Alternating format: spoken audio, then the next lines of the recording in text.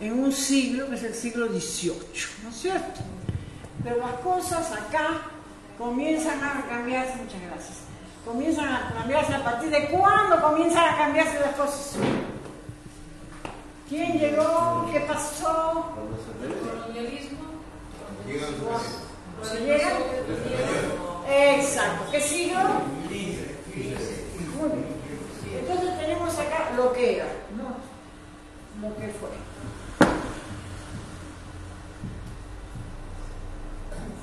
(1492), siglo XV, ¿no?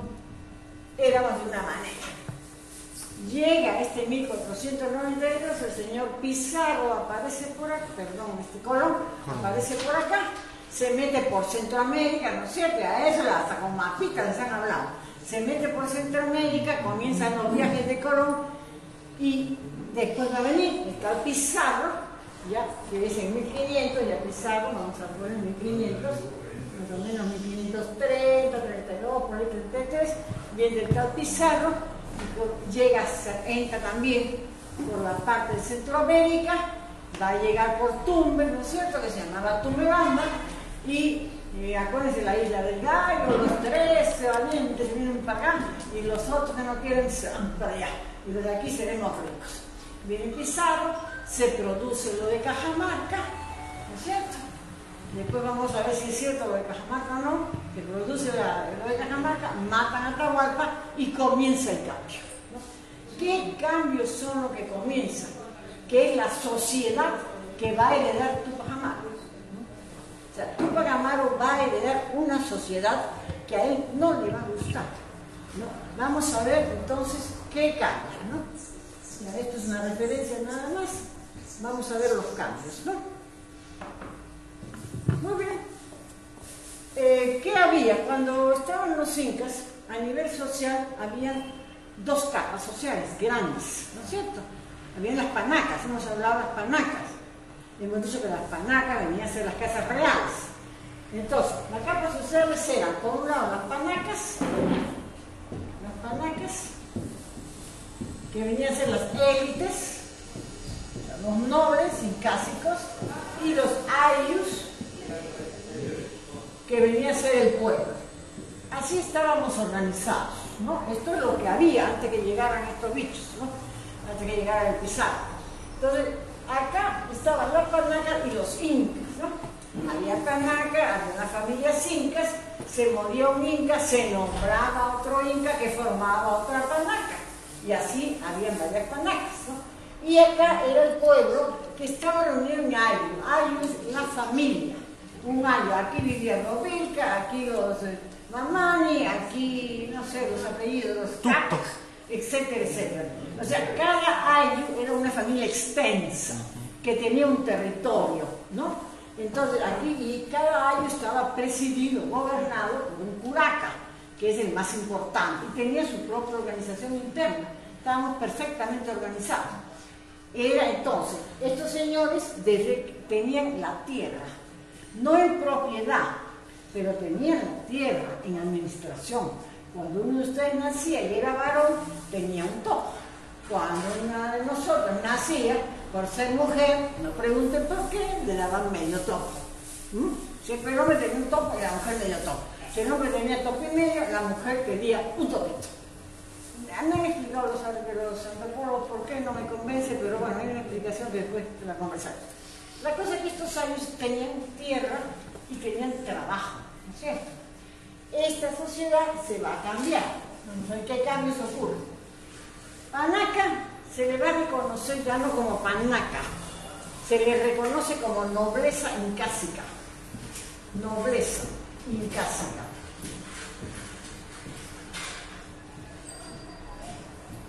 ¿Por qué yo lo pongo acá? Porque acá hay otros, acá hay una cosa así, vamos a hacer una pirámide, ¿no? Que aquí, estos eran los tronos, ¿no? Primero, ¿quiénes eran esos? Los peninsulares. Estos eran, lo más importante ya no era la élite incásica, fíjense, la mojada, ¿no? Eran los peninsulares. ¿Quiénes eran los peninsulares? Españoles, nacidos en España, que venían a hacerse en América, sacar mucha platita y después de sacar la platita se las picaban con su plata para Europa. Porque ese era lo que tenían ellos. Diferente al peón inglés. ¿Se acuerdan cuando se hablaron del peón inglés? Que venía por razones religiosas, se quedaba en Norteamérica, entonces tenía otra actitud. En cambio estos no, estos hacían América y se iban. Ya. Estos eran los españoles, entonces en la cumbre eran peninsulares, ¿no es cierto? Españoles nacidos en algún sitio de España. Pero después había otra más acá, que eran los criollos. Fíjense, la nobleza incásica se va quedando. Aquí eran los criollos. ¿Quiénes eran los criollos? Eran hijos de dos españoles nacidos acá. Acá me estoy refiriendo a este territorio, ¿no? De la playa. Esos eran criollos. Ya esos no tenían muchos privilegios. Habían privilegios que estos tenían, pero ya estos no. Pero no se quedaron tranquilos. ¿Qué hicieron? Formaron otra capa. Y a estos, vamos a borrarlos. Ya formaron otra capa, que son los mestizos. Los mestizos.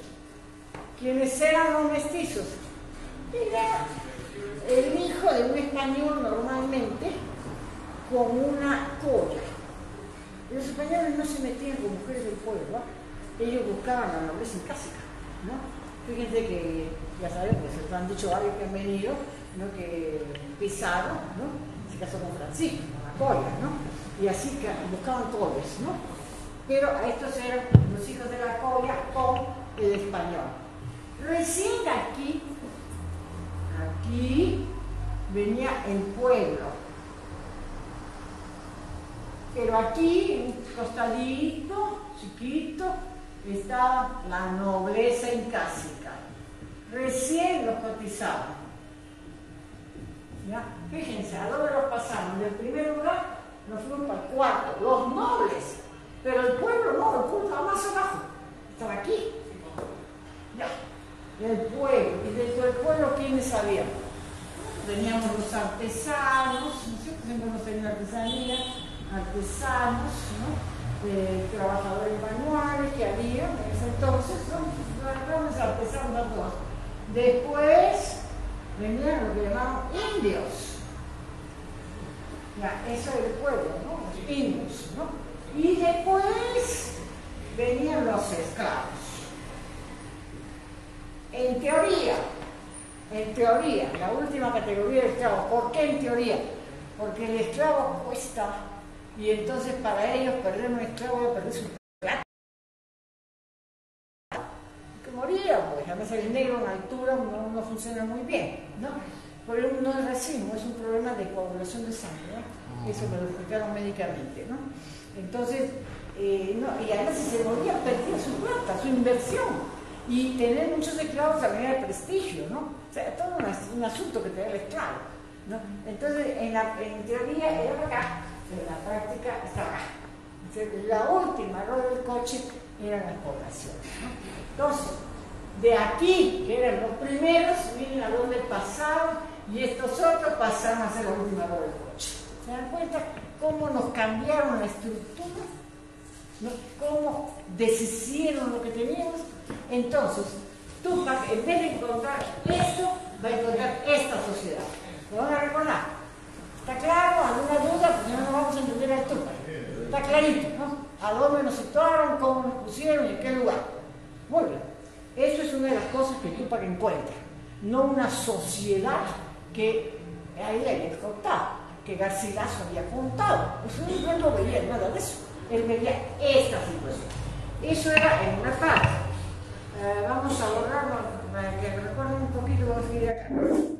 Otra de las cosas que Tupac encuentra, miren, para entenderlo hay que saber qué encuentra y contra qué se levanta, ¿no? Otra de las cosas que es, ¿no? Que teníamos, a ver, para ver qué es la segunda. Ya. Cuando acá yo les he dicho que teníamos las palacas también tenían su tierra, pero eran los agrarios. Entonces teníamos una sociedad agraria. Pero estos señores nos cambian y nos ponen, aquí teníamos agro. ¿Qué significaba el agro? Significaba que el agro nos daba tierrita hasta que nos moríamos, ¿no es cierto? Chamba, trabajo y comida. Entonces nosotros satisfacíamos alimentación suficiente y buena calidad, trabajo y vivienda. ¿Okay? En esta sociedad, porque en tu chacra, pues tú tienes tu tierrita, vives ahí, te acomodas en tu casita, haces todo, ¿no? Y vivíamos de la agricultura. Y no es dañina, ¿no es cierto? Y estos señores, ¿qué hicieron? Nos pusieron minas. Las minas, ¿no? Nos cambiaron. Esta que cosechábamos nosotros era para nosotros mismos y para que se guardara en los tambos, ¿no es cierto? Nuestras cosechas preveíamos época de catástrofe, ¿no? Y la guardábamos en los tambos, los sobrantes, debíamos tener repartición buena, ¿no? Aquí, minas, nos enfermábamos, nos obligaban a ir a la mina, y la mina nos contamina. O sea, la mina nos trae enfermedad, no hay comida, porque se abandona el agua, no hay comida, enfermedad, no hay comida, no hay vivienda, hay que ver dónde nos colocamos, no vivienda, no hay vivienda, y por supuesto tampoco estamos, no tenemos reserva cuando haya una catástrofe, cuando haya algo, no hay nada, ¿no? Entonces, esto es otro que le encuentra. Bien, se encuentra una cosa así, otra cosa así. Okay. Vamos a seguir viendo qué país se encuentra. ¿Está bien? ¿Está claro? No pregunto. Vamos a borrar, pero la pizarra me quedó chica. Vamos a seguir poniendo cosas que le encuentro.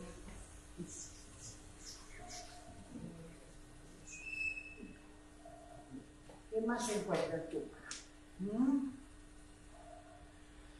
Bueno, ya les dije que propiedad, no había propiedad privada, acá en el otro sí hay propiedad privada, ¿no? Entonces, encuentra acá que es muy importante el sistema de propiedad. Aquí no hay propiedad.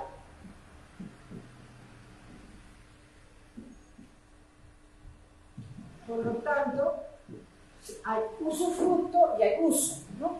Cosechamos, cultivamos, ¿no? Como lo que hacemos intercambios y sobran productos, uso y usufructo. En cambio, y todos tenemos, ¿no? En cambio, estos aquí, ya, propiedad. ¿Qué pasa? La propiedad individual, ¿no?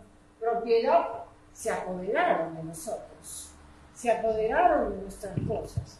Para obtener esta propiedad, vamos a explicar algunas cositas, ¿no? Que es que ellos, el virrey Toledo, ese hombre horrible que tuvimos acá, ¿no? Hace y crea las llamadas reducciones de indios. ¿Qué es una reducción de indios? Hemos dicho que los ayos vivían, ¿no?, en territorios. Un día Toledo dice, usted, de la familia Vilca, usted se me muda, todos los Vilca se me muda para este lugar.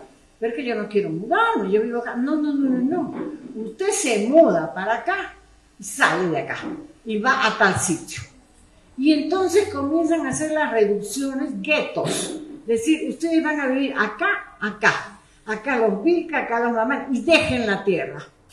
Y les hacen abandonar su tierra. Y les obligan a vivir ahí y pierden el sistema. Ahora, comienza el sistema de propiedad.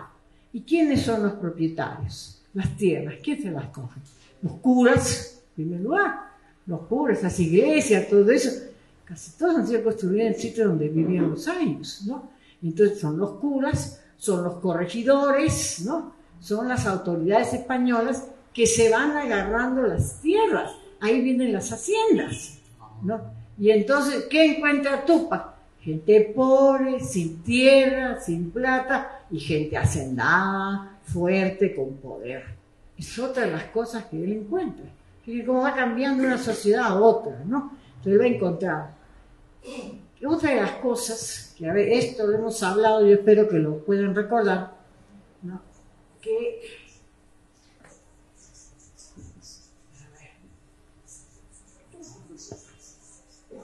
otra de las cosas que va a encontrar el Tupac, ¿no?, es que nos cambian la visión, nos cambian la ideología, ¿no? Y la cosmovisión. Al cambiarnos la cosmovisión, ¿qué teníamos antes? Teníamos una cosmovisión andina, eso ya hemos hablado, ¿eh? Cosmovisión andina, que tiene principios, ¿no es cierto? Reciprocidad, ¿no es cierto? Que reciprocidad, hemos hablado de la meta, el AINI, ¿no? Y la minca, ¿no es cierto? Sistemas recíprocos. Eso ya tenemos. Tenemos el colectivismo. El bien colectivo se impone sobre el bien personal, ¿cierto? Eso nos dice la cosmovisión andina. ¿Bien? Tenemos el sistema de distribución.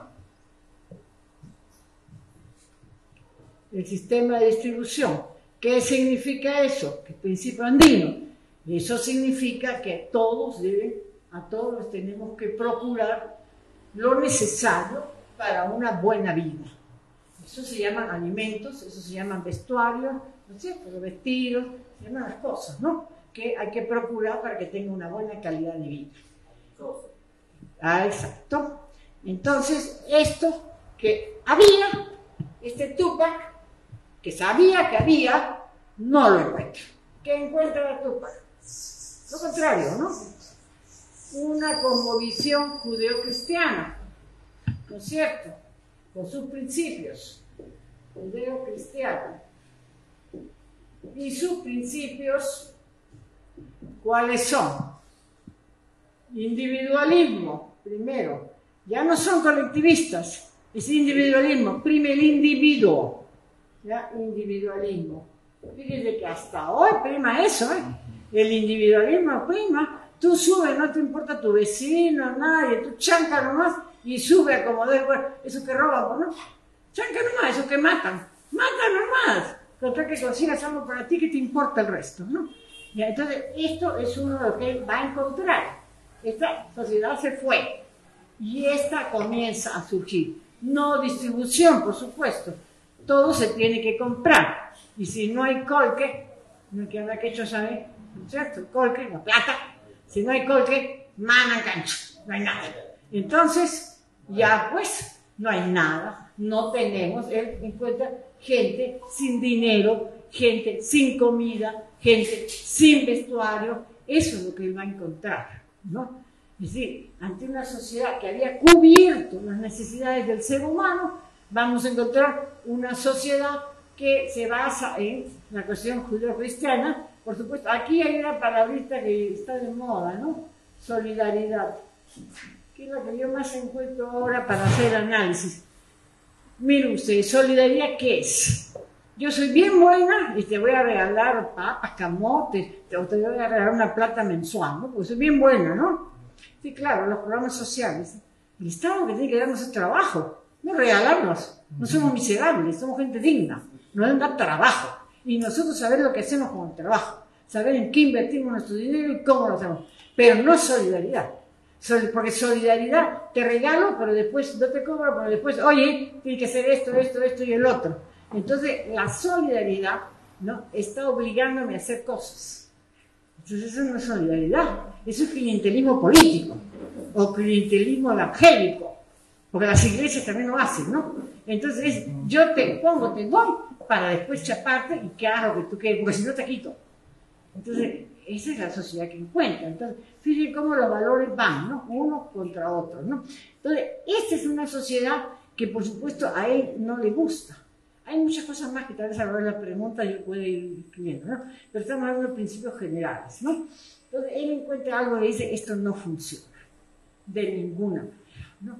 Esto no puede ser, ¿no? Y él va a diseñar un plan de acción, ¿no? A veces los planes de acción se van diseñando. A veces me falta algo. Los conceptos. Cuando hablo de conceptos también hay que ver, para el andino, desde la cosmovisión andina, el trabajo es un medio de realización del ser humano. Quien ha vivido en el Ande ha visto que a las 5 de la mañana se amanece el pastor, se va para arriba, ¿no? vaquita, y va ahí, y no sé qué está haciendo. Está buscando sus ovejas, poniendo, para llevarlas al sitio donde van a pastar, ¿no es cierto? Y está pastando, pasta su oveja, baja, toma algo calentito, porque comen como 5 o 6 veces al día, poquito, pero van comiendo así, y él trabaja, está contento, se va al trabajo y se hace los acullicos, o sea, la coquita, más la chichita, y se trabaja así, contento, con la chichita, no hay que horror, tengo que ir a trabajar, qué desgracia la mía, ¿no? Esta idea se quita. ¿Por qué? Porque se nos obliga a ir al trabajo, y en condiciones malas. Entonces el trabajo es una maldición bíblica. ¿Por qué? Porque el judeocristianismo, cuando votan a Adán y Eva del paraíso terrenal, le dice, y comerás, ¿no?, con el sudor de tu rostro, ¿no? Y allá. Entonces, es una maldición bíblica, ¿no? Es una maldición trabajar, qué desgracia, ¿no? Y si no trabajo, no como. Entonces, fíjese cómo hay otro criterio que se va dando en relación al trabajo. Entonces, para un Túpac andino, se ve que su gente tiene, por ejemplo, que ir cargando 50 kilos en la espalda. Es una desgracia, pero ese es su trabajo. ¿Cómo va a estar feliz de cargar 50 kilos en la espalda? Fíjense que yo he visto a los cargadores todavía en Cusco, ¿eh? Yo he visto a los cargadores, la primera vez que vi un cargador, dije, ¿y eso qué es? Y me dijeron, ¿cargador? Tenía un ropero en la espalda. ¡Wow! Dije, ¿cómo yo un ropero en la espalda? Ese hombre, a la mudanza, pues, al lomo de indio, me decían. Ah, al lomo de indio. Ah, bueno, pues, no, así será. Ya. Es una barbaridad, pero ese es el tipo de trabajo que se le da. ¿Uno está contento con ese trabajo? No, no es el trabajo en el campo. Además, el andino es muy pegado a la naturaleza. Le gusta el aire, el campo, los ríos, las pacarinas, los cerros. Ama, porque toma energía. Hemos contado eso, ¿no? ¿Qué hace el pobre encerrado en una mina? Un socavón, ¿no? Por ahí no había tajo abierto, ahí había socavones, ¿no? Entonces, es decir, que lo enferma, lo aparta de la familia. Entonces, el trabajo es una maldición en ese momento para el andino. Y Túpac va a encontrar de un trabajo maravilloso, que era el agrario, ¿no? Fundamentalmente, porque también había artesanías, ¿eh? Pero eran los artistas que le gustaban hacer sus cosas. Y como era útil, canastas, hebillas, ropas, ¿no? Entonces, ellos a veces eran contentos porque hacían lo que les gustaba, ¿no? Es decir, no todos trabajaban en la agricultura, ¿eh? Pero tenían sus tierras. O sea, eso sí, desde que nacía. Ya veían ellos cómo se organizaban para que el otro, pues, mientras él hacía artesanía, el otro le ayudaba, pues, entre ellos, porque había reciprocidad. Entonces, el trabajo es otra de las normas que va a cambiar, ¿no? Y claro, la concepción del mundo y del universo, ¿no? Así como nos han metido la idea del trabajo, maldición bíblica, también tenemos una concepción, me están siguiendo, ¿no? Si no, no van a entender el Túpac, ¿eh? Ya. Entonces, después, la concepción del universo que ya lo hemos hablado, pero que tiene mucha importancia porque la religión tiene que ver en esto. Nosotros teníamos, de acuerdo a la cosmovisión andina, tenemos 4 mundos, ¿no es cierto? Eso ya lo hemos hablado, creo que no recuerdo. Primer mundo, ¿no? El Hawa-Pacha. Hawa-Pacha. Este es el universo, el mundo que existe pero no vemos, ¿no? Donde hay muchas galaxias, ya sabemos, no lo vemos, pues sabemos, ¿no? Fíjense que esta gente ya sabía que existía ese mundo, ¿no? Después tenemos el Uco, como quieren llamarle, Pacha, que es el mundo de abajo o las profundidades. Después tenemos el Caipacha, que es el mundo donde estamos nosotros ahorita. Y después, como cuarto mundo, el Hanan, no Hawa, sino Hanan Pacha, que es el mundo de las estrellas, que vemos el sol, ¿no? Que está arriba, la atmósfera, todo eso que vemos, ¿no? Entonces, fíjense, nosotros teníamos 4 mundos. ¿Cuál es la importancia de eso? La importancia es que en este mundo, este grandazo, aquí está la vida para la cosmovisión andina. En este mundo, ellos lo desaparecen, no existe. Ellos dicen, hay este y este. Y este es el infierno. Ahí. Fíjense que en quechua no había la palabra diablo ni infierno, había la palabra salca, que es salvaje, ¿no? El que habla quechua, salca, salvaje. Pero no teníamos demonio, porque no queríamos el demonio, pues. No existe porque no hay, porque no conocemos. Ya ellos incorporan esta palabra, ¿no? Entonces, estos tres mundos sí existen. ¿Por qué? Porque esa es la trilogía, pues. Dios, Hijo y Espíritu Santo, amén. El Espíritu Santo.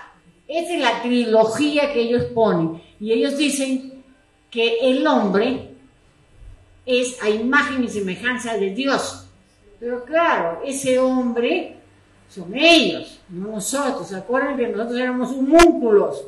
No éramos hombres. Éramos una cosa extraña entre el animal y el hombre. Éramos animales superados, pero hombres rebajados. Y por eso se nos comía y se daba carne de nosotros. Nuestra carne servía para alimentar a la gente, a ellos, ¿no? Entonces, ¿no? Entonces los que tenían imagen y semejanza de Dios no éramos nosotros, eran ellos. Como era imagen y semejanza de Dios, era un ser divino. Y como todo ser divino, puede hacer lo que le venga en gana. Y este ser divino, ¿qué es lo primero que hacía? ¿Qué cogía? La tierra, porque ahí están los minerales, ahí está el petróleo, ahí está el gas, ahí están las cosas, ¿no es cierto? Entonces, este ser divino, hecho a semejanza de Dios, era amo y señor de la tierra. Y por lo tanto, la tierra estaba a su servicio y él podía hacer lo que quería sobre la tierra. Miren ustedes, ahora no sacan el petróleo, no sacan el gas, no contaminan los ríos. ¿Y eso qué es? Ahora le llaman ambientalismo, ¿no? Es como dice Medina. Eso no es ambientalismo, es como, claro, ahora la ciencia. Yo tengo un hijo de ingeniero forestal, ambientalista, ¿no? Y me río cuando es todo forestal, claro. Pero esto salió en los andinos hace rato, antes que tú nacieras. Esto estaba allá, por eso no lo quitaron, ¿no? Entonces, esto es realmente lo que van a hacer, ¿no? El hombre, centro del universo, centro, hace lo que quiere, la tierra es suya, y la tierra significa dinero. Fíjense cómo hasta ahora, ya, y este sistema, que es individualista, que cree en la propiedad privada, ¿no? Se va a transformar, ¿ya?, en lo que llama capitalismo. El origen está en esto, en este sistema, ¿no? Porque si ustedes leen el Corán o la Torá, más o menos, o sea, lo de los musulmanes, lo de los judíos, más o menos, con variedades, pero la misma historia, ¿no? Entonces, esto va a dar origen. ¿Y qué teníamos antes? El hombre era uno más en la naturaleza. Por lo tanto, había que cuidar la naturaleza. Porque como veníamos del espacio de energía, ¿y quién da energía? Energía la da la naturaleza. Y entonces nosotros somos energía de la naturaleza y tenemos que cuidarla. Somos uno más que hay que cuidar la tierra, uno más que hay que cuidar la naturaleza. Eso es nuestra cosmovisión andina. Y el Tupac pensaba en esas funciones, ¿no? Porque él era un hombre instruido por los jesuitas, es cierto, porque él era privilegiado por ser curaca, ¿no? Entonces tenía derecho a varias cosas que el pueblo no tenía, que era tener arma, tener caballo, que era muy importante, ¿no? Y estudiar, saber leer y escribir latín, también sabía, ¿no? Era un hombre instruido, pero no se apartó nunca de los asuntos andinos, ¿no? Y de la cosmovisión. Entonces, él, encontrarnos este mundo, yo me lo he llevado hasta ahora para que ustedes vayan relacionando, ¿no? Pero él, claro, él no, a ver si le decíamos capitalismo, él no hubiera entendido bien que era capitalismo, ¿no? Porque eran otras épocas. Pero bueno, ¿no? A ver.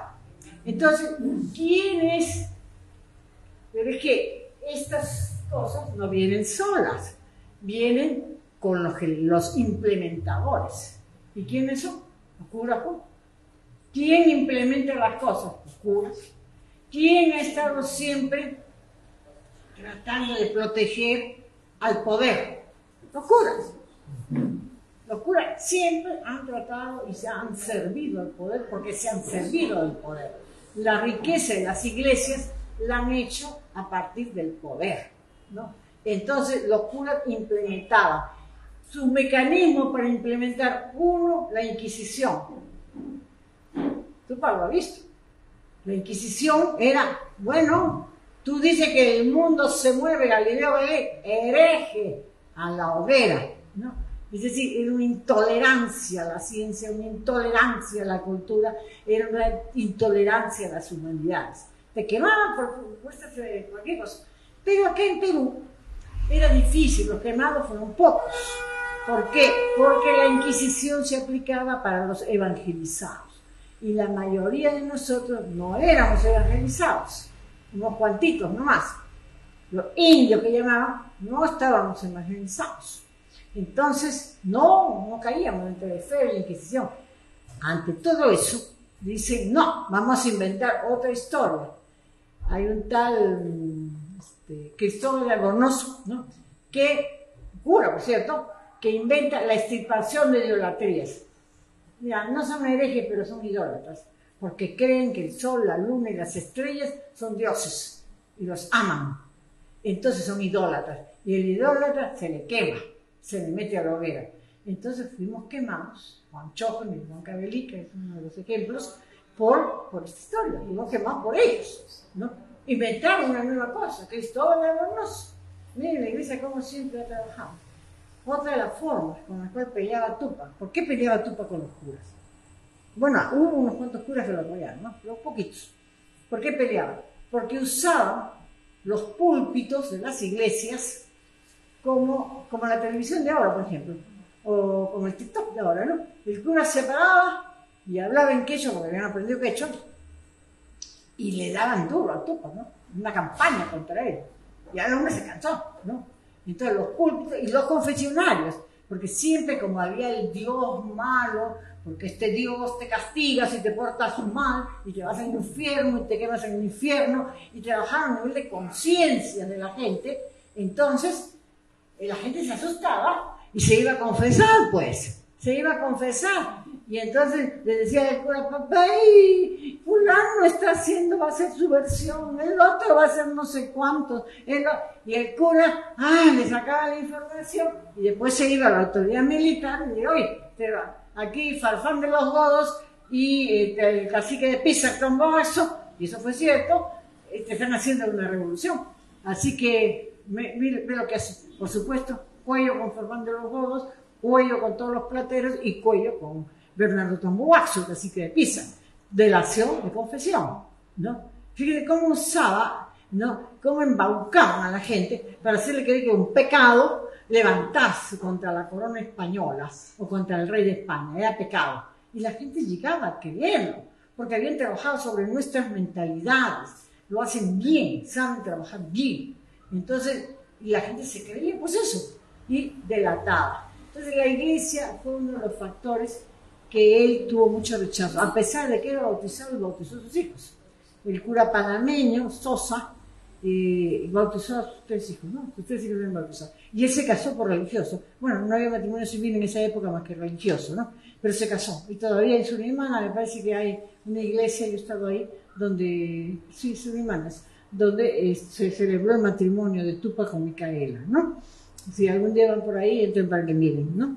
Bueno, entonces, esta es la iglesia y el rol que cumple, ¿no? La Inquisición, ¿no? Ya. Entonces, ahora, para terminar esto, ya entra el mismo Tupac, ¿no?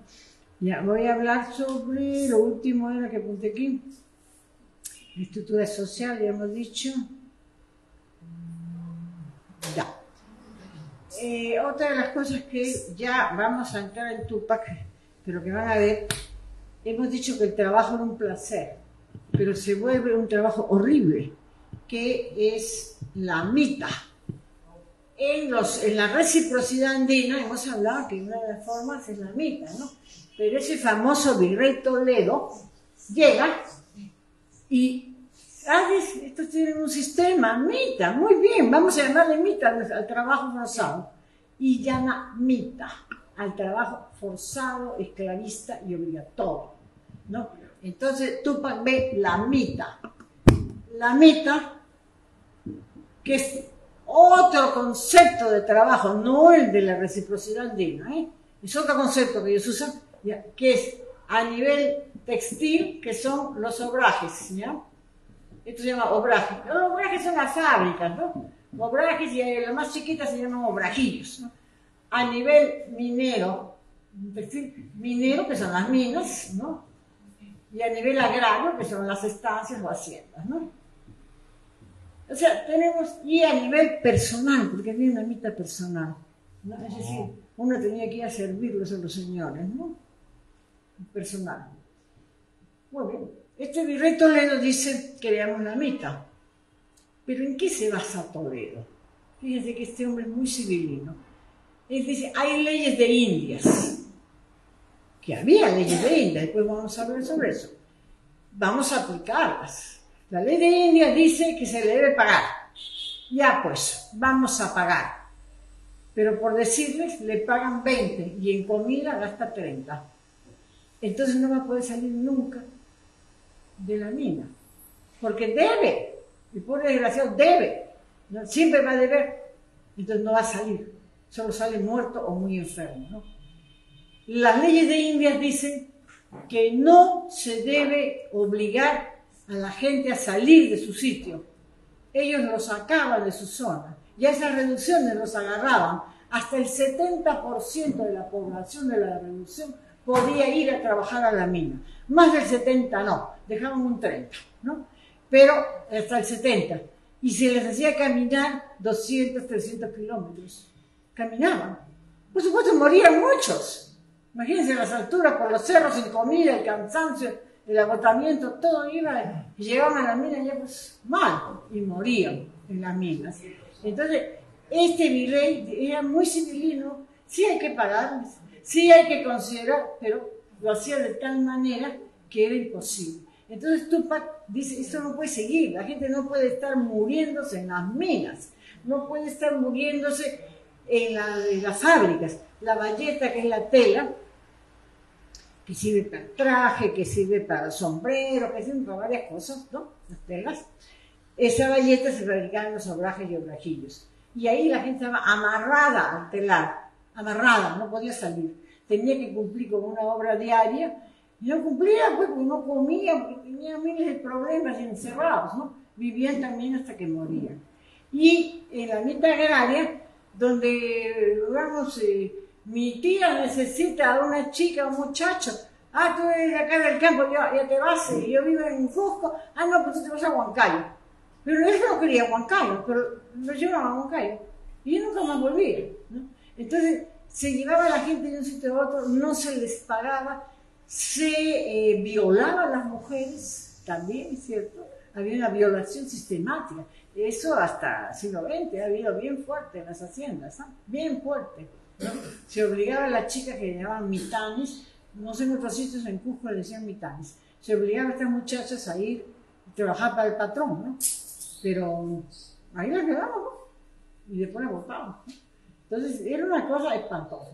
Esta es la situación que ve Túpac Amaru, en concreto. Contra esto, él se va a levantar, ¿no? Hasta ahí estamos claros, que vamos a ver el levantamiento de Túpac. ¿Está claro? Sí, muy bien. Entonces vamos a borrar, porque ahora viene la segunda parte.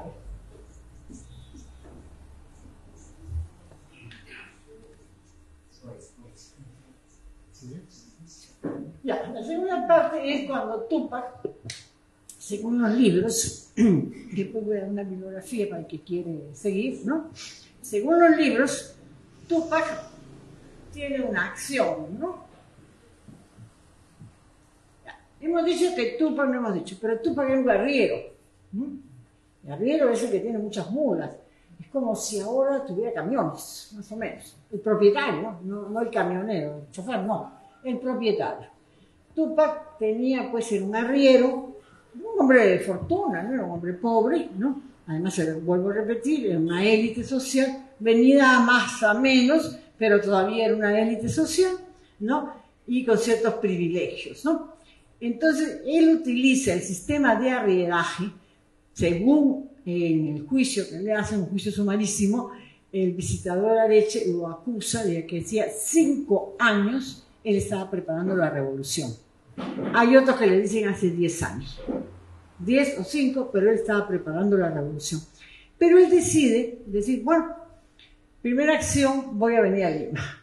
Viene para Lima con la representatividad de mucha gente, ¿no? Ahí donde Areche, que era la autoridad máxima, no era el virrey, porque es un momento en que el rey de España nombra a su pata del alma, que es el visitador, porque los virreyes le robaban, todos le robaban, entre ellos se robaban todos, como ahora porque se roban entre todos, igual. Entonces el rey de España manda ya a sus amigos del alma con el cargo de visitadores, ¿no? Y era más autoridad que el virrey. Entonces él viene donde el visitador Areche y le dice, bueno, yo estoy acá en Lima, lo que quiero es que a mi gente de Canchis, Canas, de toda esa zona, no siga en las minas. Primero, que no vaya a las minas, que se les trate como se debe ser, ¿no? Y Areche le contesta que él, esos documentos que trae no son legales, ¿no? Que le faltan cosas, firmas y cosas, y por lo tanto no le puede atender. Le pide el reconocimiento del título de Inca y le contesta que tampoco. Entonces él está 2 años hasta que le da una enfermedad que se llamaba tercianas en ese entonces, que yo creo que es el paludismo. No sé si alguno de ustedes es terciana, me parece que es paludismo, no estoy muy segura, pero creo que es paludismo. Le da acá en Lima. Y bueno, se pone muy mal y tiene después de 2 años que regresar. Además no consiguió nada, ¿no? Estuvo dando vueltas por un sitio, se junta con una élite de criollos y mestizos acá, complota con ellos un poco, ¿no? Va viendo cómo está la cosa y se va. Y se va ya decidido a que la cosa no va por una línea de reclamación. Ya ha mandado a un pariente a España para ver si ante el rey de España pueden, cambiarse la situación, si le puede avisar, tampoco. Entonces él regresa pues al Cusco con la idea que hay que hacer una revolución. ¿Contra qué? Contra todo lo que hemos visto. Pero antes que contra eso, contra los que implementan ese sistema. ¿Y quiénes son? El rey de España. Y los virreyes y los corregidores. Entonces él declara, por eso es que se dice que es una guerra antiimperialista y anticolonialista. ¿Por qué? Porque el imperio que teníamos, así como ahora el imperio de Estados Unidos, ¿no? Ya, en ese momento era España. Y él quiere que el rey de España se retire de acá. El rey y todos sus séquitos se vayan, ¿no? A ver, un momento. El rey se vaya de acá. Entonces se levanta contra el rey para que se vaya, ¿no? Entonces él se va a levantar, ¿no? Y la familia de él se va a levantar. Se levanta Micaela, se levanta el hijo mayor Hipólito de 20 años, se levanta Mariano de 18, sus hijos, ¿no? Hombres. Y bueno, va el niño que es Fernando, va a acompañar a la madre porque en ese momento tiene más o menos 10 años, ¿no? Entonces se levanta la familia contra el sistema. Aquí, ayer, el doctor que sabe muchísimo de Bolívar, ¿no? No sé si alguien estuvo ayer, yo traté un poco de aclarar cuando él dijo que Túpac Amaru se había levantado por un asunto tributarista. No. Y yo le dije que eso no era así. ¿Por qué? Porque Túpac Amaru no pagó impuestos. Porque a él no le afectaban los impuestos, porque era una capa que no pagaba impuestos. Las reformas borbónicas sí dicen que hay que pagar impuestos, pero estas se aplican recién en diciembre de 1780. Y él en noviembre de 1780 ya había dado el grito de tinta. No pagaba impuestos, o sea que esa tesis no puede ser, porque no pagaba impuestos. No me voy a levantar contra lo que no me atañe, ¿no? Y además, si le creemos a Areche, que era su enemigo, ¿no? Hacía 5 años estaba él preparando esta revolución. Si le creemos a Areche, entonces tenemos que creer que eso no era por impuestos, porque él no pagaba impuestos, ¿no? Ni pensaba todavía en las reformas borbónicas. Entonces, no es una actitud tributarista. Hay otros que van a decir que era la revolución de los arrieros, porque España había instaurado lo que llaman el monopolio comercial. ¿Qué significa? que solo comerciaban entre dos puertos. Acuérdense que en ese momento no hay aviones, no hay carros, ¿no? Entonces los barcos pues era lo último, ¿no? Lo más importante son los barcos. Y los barcos llegan a un puerto. Entonces el puerto del Callao por un lado y el puerto de Sevilla, ¿no? Solamente habían dos. Todo se iba por esos puertos. Pero los españoles dicen, la reforma dice, bueno, también el puerto de Buenos Aires. Y también ya otros puertos. Entonces lo que dicen que están en contra de todo país, dicen, no, él se molestó por eso, porque tenía mucha plata y iba a dejar de ganar plata. Era un hombre de mucho dinero. Bueno, habrá dejado, además estaba en la revolución, no estaba mendigando centavos, ¿no? Entonces no va a eso tampoco, porque él ya estaba en el proceso, ¿no? Sí, le debe haber afectado de alguna manera, pero más le afectó meterse a la guerra, porque ahí se perdió todo y puso toda su fortuna, ¿no? Entonces no es un hombre mezquino, no es un hombre que lo único que le interesa en la vida es el dinero. Esa es una tesis que no funciona. La tesis esa no funciona, ¿no? Pero les estoy diciendo las tesis que dicen, ¿no? Dicen, bueno, estas tesis también están todas por Charles Walker, ¿no? Quien lee el libro de Charles Walker, ¿no? Que es Tupac Amaru, que en realidad es la tesis de grado de Charles Walker, ¿no? Y después lo puso el libro y ya está como en la 4ª edición, ¿no? Se lo saca a Estudios Peruanos, ¿no? Porque es el abanderado contra Tupac Amaru, ¿no? Que dice que no fue una revolución, que fue una revuelta, que fue por impuestos, que fue porque le mermaron las ganancias, ¿no? Entonces esa es la tesis y que se le escapó de las manos, que él no sabía lo que quería. ¿Cómo que no sabía lo que quería? Si en el bando de Silos, él está diciendo, el bando, miren, para que sepan el bando, no, a ver, un momento. El bando de Silos, ¿dónde está el bando de Silos? A ver, ¿dónde estará? Bueno, hay el bando de Silos donde él dice, yo, José Gabriel I, a ver, José Mariate, gente único, del Cusco. Miren, ya, esa es otra de las formas que sabía lo que hacía. Notificación de Tupac Amaru a los pobladores del Cusco. Noviembre 20 de 1780. Hago saber a los paisanos criollos moradores de la ciudad del Cusco que viendo el yugo fuerte que nos oprime de tanto pecho son los impuestos, ¿no? Y la tiranía de los que corren con este cargo sin tener conmiseración de nuestras desdichas y esperando de ellos y su inquietud, he determinado sacudir este insoportable peso y contener el mal gobierno que experimentan los jefes, ¿no? Es decir, él va hablando, y en el bando dice, yo, José Gabriel I, por ahí está el bando en el libro, ¿no? Entonces él se actúa contra los reyes de España, ¿no? Contra Isabela y contra Fernando, ¿no? O sea, está totalmente en contra de todo lo que está pasando. Por lo tanto, esa tesis de que a él se le escapa de las manos, no. Lo que pasa es que dentro de las tácticas que él tiene, fíjense, no es un hombre súper inteligente, hace lo que hoy podríamos llamar el frente único. ¿Cómo es un frente único político? Y le dice a todos, miren señores, ustedes tienen una contradicción con la corona española, sobre todo los textiles. ¿Por qué? Porque los textiles españoles estaban muy molestos porque acá se hacía bayeta y se hacían telas buenas. Y entonces a menor precio. Y entonces ellos que exportaban su textil no le eran comprado. Entonces, fíjense, yo exporto, no quieren, no me reciben los textiles, me voy a la bancarrota. Fíjense, son temas que todavía subsisten, ¿no? Y entonces el rey de España deja de apoyar a los obrajes, a los obrajeros, que eran criollos, mestizos y curas. Los curas no podían estar, pero tenían. Faltaban la ley, ¿no? Entonces comienza Tupac sabiendo la contradicción que hay entre el rey de España que protege a los textileros españoles y los de acá les dice, bueno señores, unámonos todos y saquemos al rey de España. Se lo plantea. Todos, ¿y quiénes son todos? Criollos, mestizos y todo lo que quiera, por supuesto, menos virrey, menos corregidores, ¿no? Es decir, la élite no. Entonces, ¿a qué se llama eso? Eso se llama un frente, ¿no? Eso se llama un frente político. Es lo que ahora ustedes van a ver, como solamente que estos frentes ahora se hacen cuando todos esos partidos se juntan toditos, ¿no? En grupitos para ver si agarran curules, ¿no? Son frentes, pues. Pero solamente que su deseo es coger una curul, ¿no? Tener un puesto en el Congreso.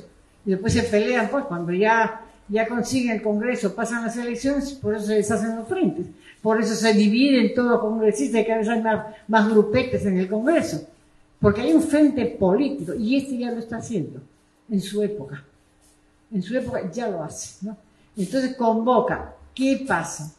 Cuando él, siguiendo las pautas, comienza a liberar a los obrajeros, porque los libera, el dueño del obraje, ¿no?, se siente mal y dice, ¿yo con quién estoy? ¿Con quién me está quitando mi propiedad? Yo no voy a estar más con ese. Y se pasa para el grupo realista, de donde vino, ¿no?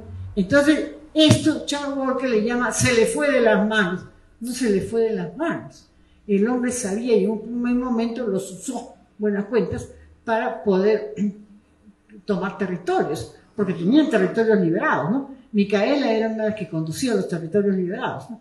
Donde había jueces, educación, todo de ellos, ¿no? Se liberaron muchos territorios en Cusco, ¿no? En esa zona. Fíjense la magnitud de la guerra, que de 300 que era en esa zona entre Cusco y Puno, murieron 100.000 en esa guerra de 2 años, ¿no? Porque hay que contar con lo de Diego Cristóbal, que continuó en la zona de Sangre, ¿no? Entonces, eso es lo que él trata. Es el primer creador del Frente Único. Lo que pasa es que no se lo reconoce. Este libro que yo he sacado tiene como misión hacer que las centrales sindicales lo reconozcan a Túpac Amaru como pionero de los derechos laborales.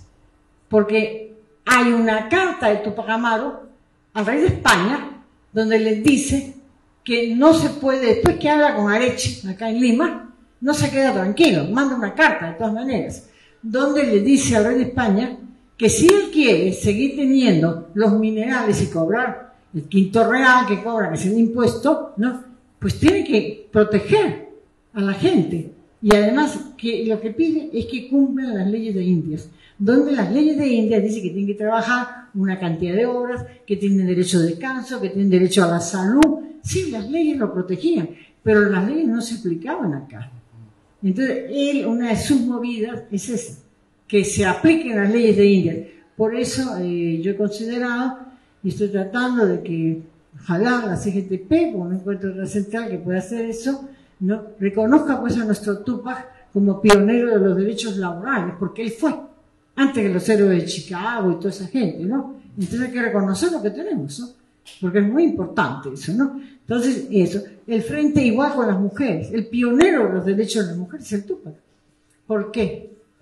Porque la mujer tenía un rol, que era, yo digo siempre, lavar, planchar y cocinar, ¿no? Ese era el rol, estar en su casa y ya, se acabó la historia. Él no. Dentro de la cosmovisión andina, la mujer y el hombre son pariedad. Como son pariedad, son iguales. Por eso Micaela era generala. Por eso Tomasa Tito Condeimaita dirigía ejércitos. Cecilia, Bartolina, en fin, las mujeres que tuvieron y fueron parte del Consejo de Guerra, porque eran mujeres muy importantes, con grandes capacidades, ¿no? Y él, pues sí, para él estaba bien, porque era un hombre que consideraba que la mujer y el hombre eran pares, y por lo tanto iban juntos, ¿no? Entonces, se debería decir, pues, es un pionero pues, de los derechos de la mujer también, porque pero esas feministas mueren pues, antes de reconocerlo, ¿no? Y antes de reconocer a Micaela. Se ponen nombres, se ponen cosas, pero a ver, esas no se ponen Micaelas, ni Tomasas, no, ni nada. Pero en fin, o sea, esto es un poco la trascendencia del Túpac. ¿Y por qué hace todo esto? Porque quiere otra sociedad. Porque su manera de pensar es esta, la que les he explicado. El hombre tiene que ser libre, la tierra tiene que ser libre, ¿no? Tenemos derecho a una buena vida. Fíjese, yo no estoy hablando que sea un demócrata, no he dicho nunca eso. Yo he dicho que era élite, era panaca, la élite. Pero no es un inca, un sátrapa. No. Un inca es un ser que es conductor, guía, y que de acuerdo a la Constitución andina, él tiene que dar para recibir. O sea, yo te doy tú me das, también a nivel del Inca y de la máxima autoridad. Yo te reconozco como autoridad, pero ¿qué vida me das? Yo te doy la vida con esto, estoy de acuerdo, te voy a reconocer. Eso era Tupac. Por eso entrega su fortuna. Por eso la familia entera entra en calor de revolución, ¿no? Bueno, y puso a España en jaque, también es verdad, ¿no? Entonces su gente trabajó para eso, para lograr una calidad de vida superior. Lamentablemente no triunfó, otros serían nuestra realidad si hubiera triunfado. Pero para entenderlo, tenemos que entender dentro de la cosmovisión andina, porque si no aplicamos los principios de la cosmovisión andina, no lo vamos a entender, porque ¿qué tipo loco invirtió? ¿Qué quería? ¿Y por qué hizo tanta tontería y se dejó matar? No, porque él era un inca, él era un conductor. Y él quería ser un inca y quería volver a suyo. Entonces, ahí está el valor de Tupac, ¿no? Bueno, yo he tratado de hacer un resumen, digamos, y ahora pues no sé cómo estamos de hora. Las 8. A ver... No son las 8 todavía. Bueno, si alguien se quiere ir, se retira. No. Yo no mantengo a nadie con su voluntad acá, ¿no? Entonces voy a tomar un cafecito y bueno, vamos a conversar porque tengo una hora hablando. A ver, las preguntas uno por uno. Después, porque usted se quiere ir. Hace rato que me dice que ya son la hora de irse. A ver, no, hay otra postura que Burón, creo, que señala de que... Cornejo Burón. No me acuerdo bien. Sí, si se refiere a Burón, que es Cornejo Burón, que el historiador tupacamarista. Creo que él se refiere a que la sublevación de Tupac Amaru se da porque le quería quitar el cacicado. Igual que pasó con Fumacao. No. Bueno, a ver, yo soy una estudiosa de Cornejo Burón. Entonces, ahí sí, ese es mi tema, ¿no? Mire, Cornejo Burón es uno de los clásicos del tupacamarismo. Hay varios, ¿eh? Un Vega también entra a eso, con José Vega, para los que quieran leer Tupac Amaru por Vega, también lo pueden hacer, ¿no? Es cierto que él habla de que le quieren quitar al Cacicagua es decir, el título de Inca, ¿no? Todo va unido. Por ejemplo, el título de Inca estaba unido, es una de las acusaciones de Walker, ¿no? Está unido al marquesado de Oropesa. ¿Por qué? Porque una de las hijas de Saidi Tupac, uno de los incas rebeldes, se casa con un español y se va a España. Y lloran que ante el rey que les han quitado todo y han perdido todo. Entonces el rey crea el marquesado de Oropesa que viene con dinero, solo para el Inca. ¿Ok? Para los herederos del Inca. Entonces Walker dice, quería ser marqués, por eso estaba así. En sus otras ediciones, en la primera edición, traten de conseguir esa, porque después ha cambiado un poquito, pero en la primera edición dice, no, esto lo hizo porque quería ser marqués de Oropesa. Pues él no quería ser marqués de Oropesa. Él no era un español, no era un occidental. Ahora, es cierto que le quieren quitar, pero no hace, y Cornejo no lo dice, que le aseguro que Cornejo no lo dice. Él lo que plantea es cómo le quieren quitar el título de Inca, el marquesado de Oropesa que le corresponde, ¿no? En eso sí, pero... ¿Y el cacicazgo? No, el cacicazgo no se lo discute, porque eso lo hereda del padre, ¿no? Es decir, muerto el padre, él es el heredero, ¿no? Entonces el cacicazgo no, además el cacicazgo es un curaca, no es una élite, pero bueno, no es una élite, no es un inca, ¿no? O sea, no es siquiera un elector. ¿Por qué? Porque cuando viene el famoso Toledo dice, yo voy a decir quiénes son los nobles, y dice, aquí solo hay 12 panacas, reconoce solo 12 panacas, y en cada panaca hay 2 electores, o sea, 24 autoridades incásicas, reconoce el señor Toledo, virrey, ¿no? Y unidos esos van a nombrar al alferado indio. ¿Quién es el alferado indio? El Inca. Para el alferado indio. Alferado es un término muy español, ¿no? Que va en las procesiones, que va en todo, ¿no? Entonces, esto es lo que hace, pero él no participa, porque él no es elegido ahí, bueno, porque no le rinde pleitesía al rey de España, porque bautizado era, pero y era condición bautizado y pertenecía al rey de España. Él era bautizado, pero era insurrecto, pues, al rey de España, ¿no? Entonces, pero ahí quien le quiere quitar todo, pero es el título, es la familia esta Betancourt, ¿no? Con Diego García, que es el esposo de la Betancourt, ¿no? Pero no, que yo sepa, voy a revisarlo, pero lo he revisado bastante, ¿eh? Y no, contrario, Cornejo Burlón es uno de los tupacamaristas como Valcárcel, pero Valcárcel tiene dos etapas, ¿no? Una etapa que un poco que se equivoca y otra etapa donde rectifica, ¿no? Y Carlos Daniel fue mi asesor, yo tuve la suerte era muy joven y Carlos Daniel, trabajábamos con él el tema Tupac Amaru ya en su casa de Chaclacayo, ¿no? Ya murió, por supuesto, Carlos Daniel, una persona muy mayor. Está Sibirichi Tapia, para quien quiera más, está Atilio Sibirichi Tapia, bueno, Boleslan Levin, a nivel de datos, creo que a ese se refería ayer Raúl. Sí, me parece que Raúl se refería a Levin. Levin, hasta donde yo tengo entendido, era uruguayo de familia polaca, pero era uruguayo. Pero, y el inglés, no es inglés, debe ser el norteamericano, el Walker, ese que está de moda ahora, ¿no? Porque un poco la tesis de él era la tesis de Walker, así que este ha leído el libro de Walker, dije que está en la tesis de Walker, ¿no? Bueno, eso, de todas maneras, revisemos, porque yo también me puedo haber confundido, pero creo que no. Pero la verdad absoluta nadie la tiene, ¿no? Por más que estuvimos años. Sí, en el fondo. Una pregunta. ¿Hay libros que sueltan algunas teorías o unos mitos de repente, o algunas frases como que se le atribuyen a Tupac Amaru o en la época de Tupac Amaru? Y yo quería preguntarle a ustedes si tienen información para que nos pueda nutrir de ese saber. Se dice que llegaron piratas de Centroamérica y Tupac Amaru, como era el Inca, la única autoridad indígena en el continente, se acercaron para pedirle por favor que les acredite a ellos, ¿no? Y dicen que se tiene una firma ahí y se lo llevaron, y con eso ellos fueron curatas ya en Centroamérica para continuar. Uno. Dos, se dice que estando como Inca, hizo unos decretos, como Inca, entre esos decretos eran, se prohíbe el alcoholismo porque eso afectaba a la población, ¿no? De los caballeros.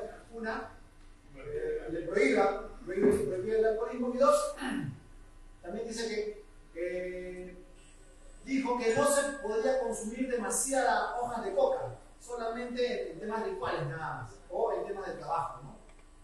Quería que usted, por favor, le diga algo acerca de Bueno, no sé, nunca he escuchado eso. Él tiene frases, él está muy preocupado más que por otra cosa por hacer la revolución, no porque no chacharan coca o chacharan coca.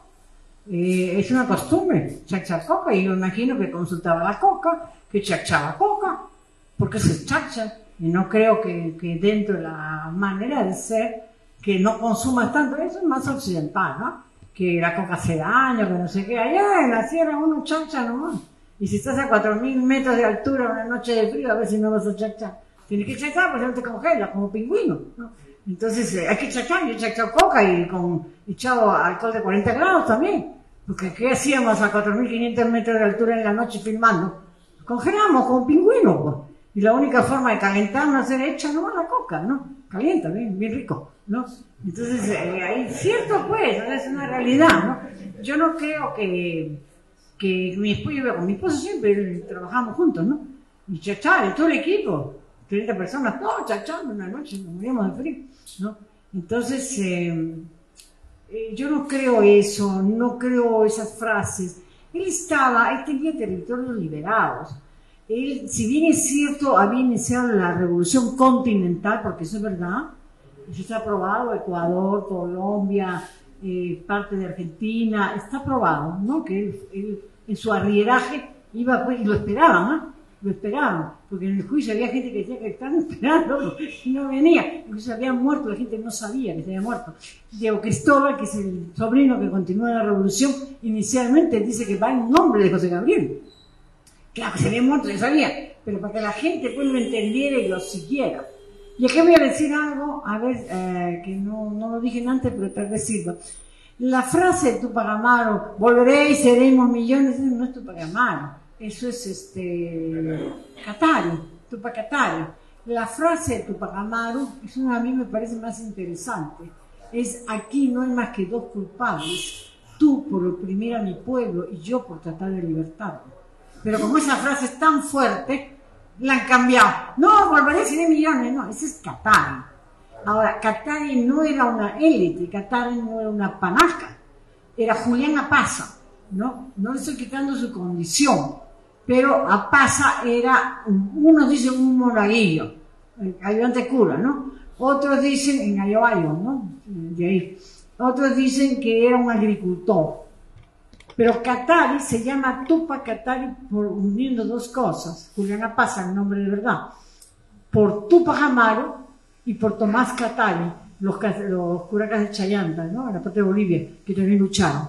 Entonces, él, Julián Apaza, toma el nombre por Tupac Amaru. Fíjense que todos van a morir en el mismo año.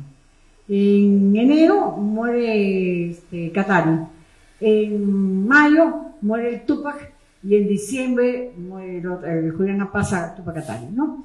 Los tres van a morir el mismo año, ¿no? Bien curioso que los tres mueren. Ahora, Tupac Katari sí fue descuartizado. En cambio, Tupac Amaru no fue descuartizado. A Tupac Amaru lo van a cortar la cabeza, ¿no? No llegaron a descuartizarlo, no pudieron, ¿no? Pero también aquí hay que saber que hay un impasse entre Tupac Katari y Diego Cristóbal Tupac Amaru. Y que Katari fue preso por los incas, le llamaban en ese entonces. O sea, a Paza le llamaban los incas a Diego Cristóbal, que es el sobrino, ¿no? Que continúa la revolución, pero en la zona de Zángaro, porque se van para Zángaro. Ahí continúa la revolución y Katari le dice que él es el encargado. Y el otro le dice que él no, porque el inca es él, y que él no es inca, y no es élite, no es panaca, y no lo acepta. Entonces, como se insubordina, Diego Cristóbal lo mete preso. Y entonces está preso, Katari. Eso los bolivianos no lo tienen ni contar, ¿no? Katari está preso, pero hay una mujer extraordinaria, una negociadora encantadora que se llama Gregoria Apaza, la hermana de Katari. Esta mujer se había enamorado de Andrés, el hijo de Cecilia, la prima hermana de Tupac Amaru, ¿no? Y enamorada pues de Andrés, ella era 10 años mayor que él, ¿eh? Pero dicen que era guapísimo el muchacho, tenía 17, el chiquito, ¿no? Miren, 17 años y conducía ejércitos, ¿no? Y ella se enamora de él y entonces convence a Katari de que reconozca la autoridad incásica y convence a Diego Cristóbal que deje tranquilo a su hermano y le permita ir con ella y con Andrés al sitio de la paz. Y el sitio de la paz se realiza con Andrés, que los historiadores bolivianos, no sé, ahí no sé qué les pasa a ellos, no lo ponen, ¿no? Tampoco ponen que lo metió preso, ¿no? Porque y ellos dicen que Katari, sí, Katari era Katari, no voy a negar su grandeza, ¿no? Pero no era un dirigente, y era más radical, porque los incas tenían mentalidad de estadista. Katari, cura muerto, cura que está muerto para abajo, el otro te mato, el otro tienes cara blanca afuera. Era Katari. Katari era muy fuerte, muy radical, sí. En cambio, los otros eran estadistas, estaban pensando en la construcción y en la reconstrucción de todo el Alto de Yala. Entonces tenían que mirar con mirada de cóndor, ¿no? No mirada de águila, sino de cóndor, grande, ¿no? Y Katari iba en eso, ¿no? Y Katari no iba en eso, Katari era chiquito, ¿no? Por eso sitio a la paz, lo van a coger a él por traición, Incalipe su segundo, esta es una historia de traiciones, ¿eh? Toda la revolución de Tupac, se cuánta traidora iba ahí. Incalipe era el lugarteniente de Katari, y Incalipe lo delata y lo entrega.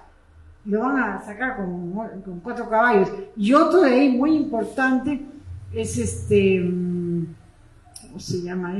Apaza también es, que lo matan con 8 caballos de Azángaro. Azángaro lo tiene como líder. Pedro Vilcapasa.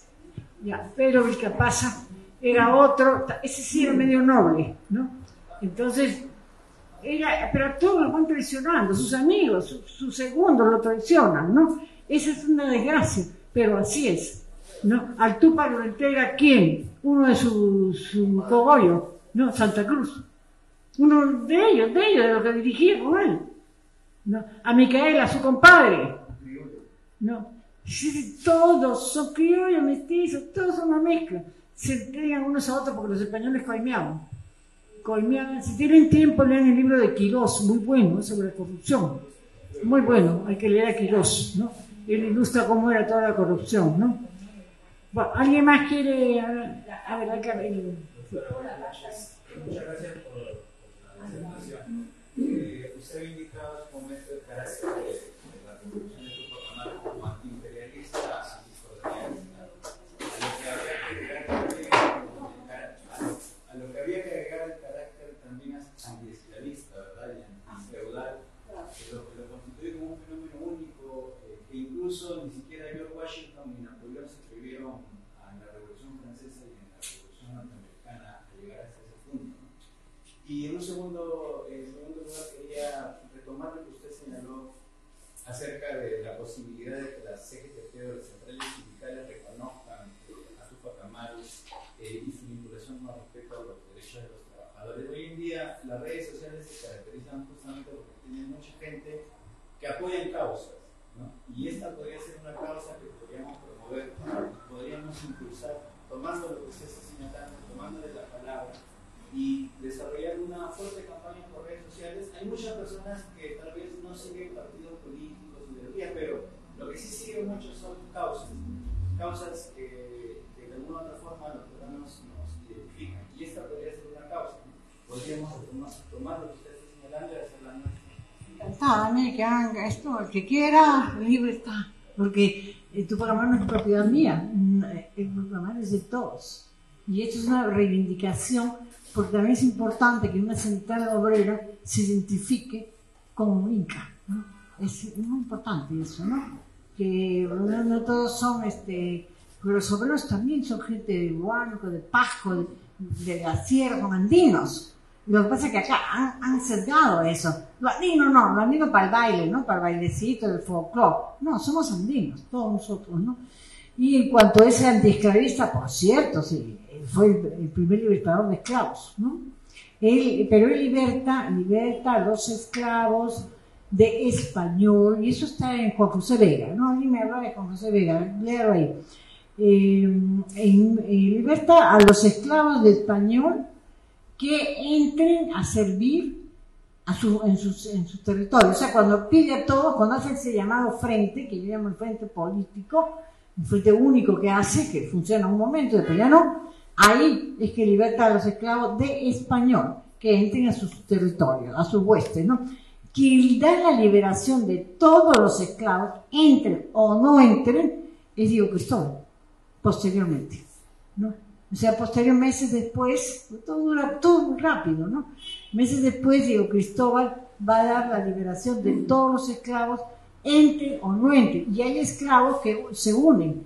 Lo que pasa es que como pierden, los españoles, ya he dicho que el esclavo costaba. Entonces los españoles no querían que maten a sus esclavos, porque le ha costado su plata.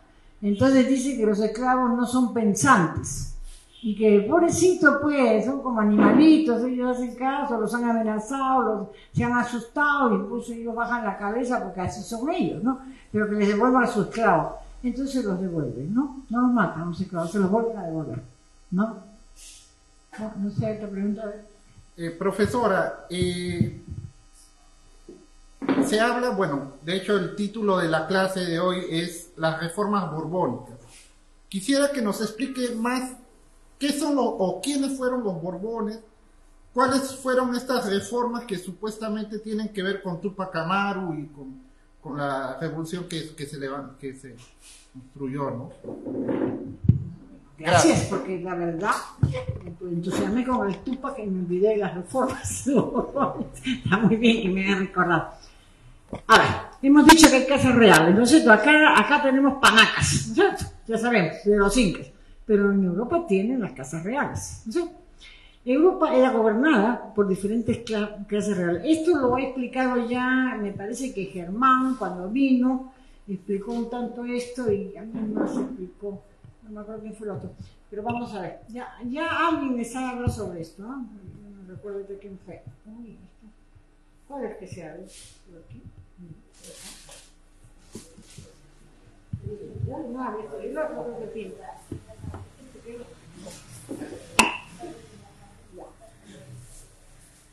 Bueno, vamos a hablar. Entonces, vamos a hablar de casas reales en Europa. Vamos a ponernos en Europa, ¿ya? Salgamos de acá para llegar a Europa.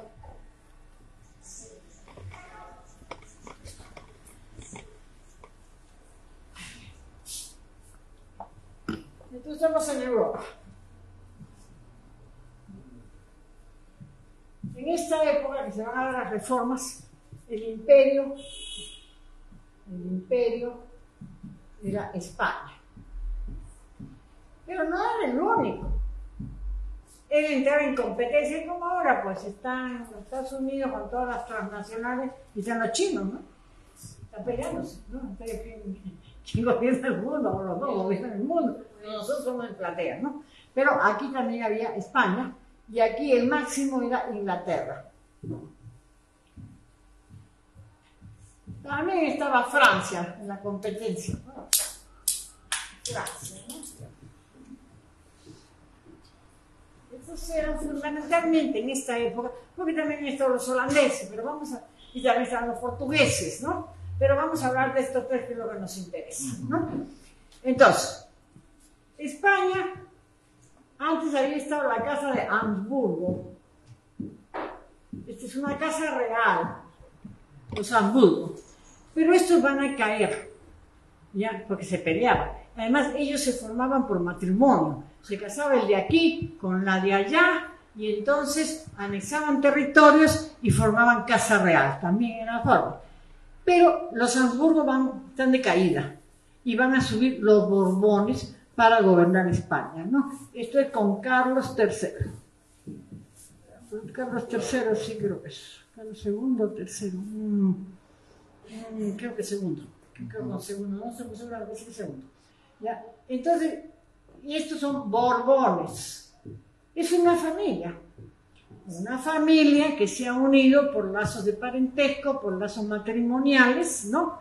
Y que llega a ser el rey.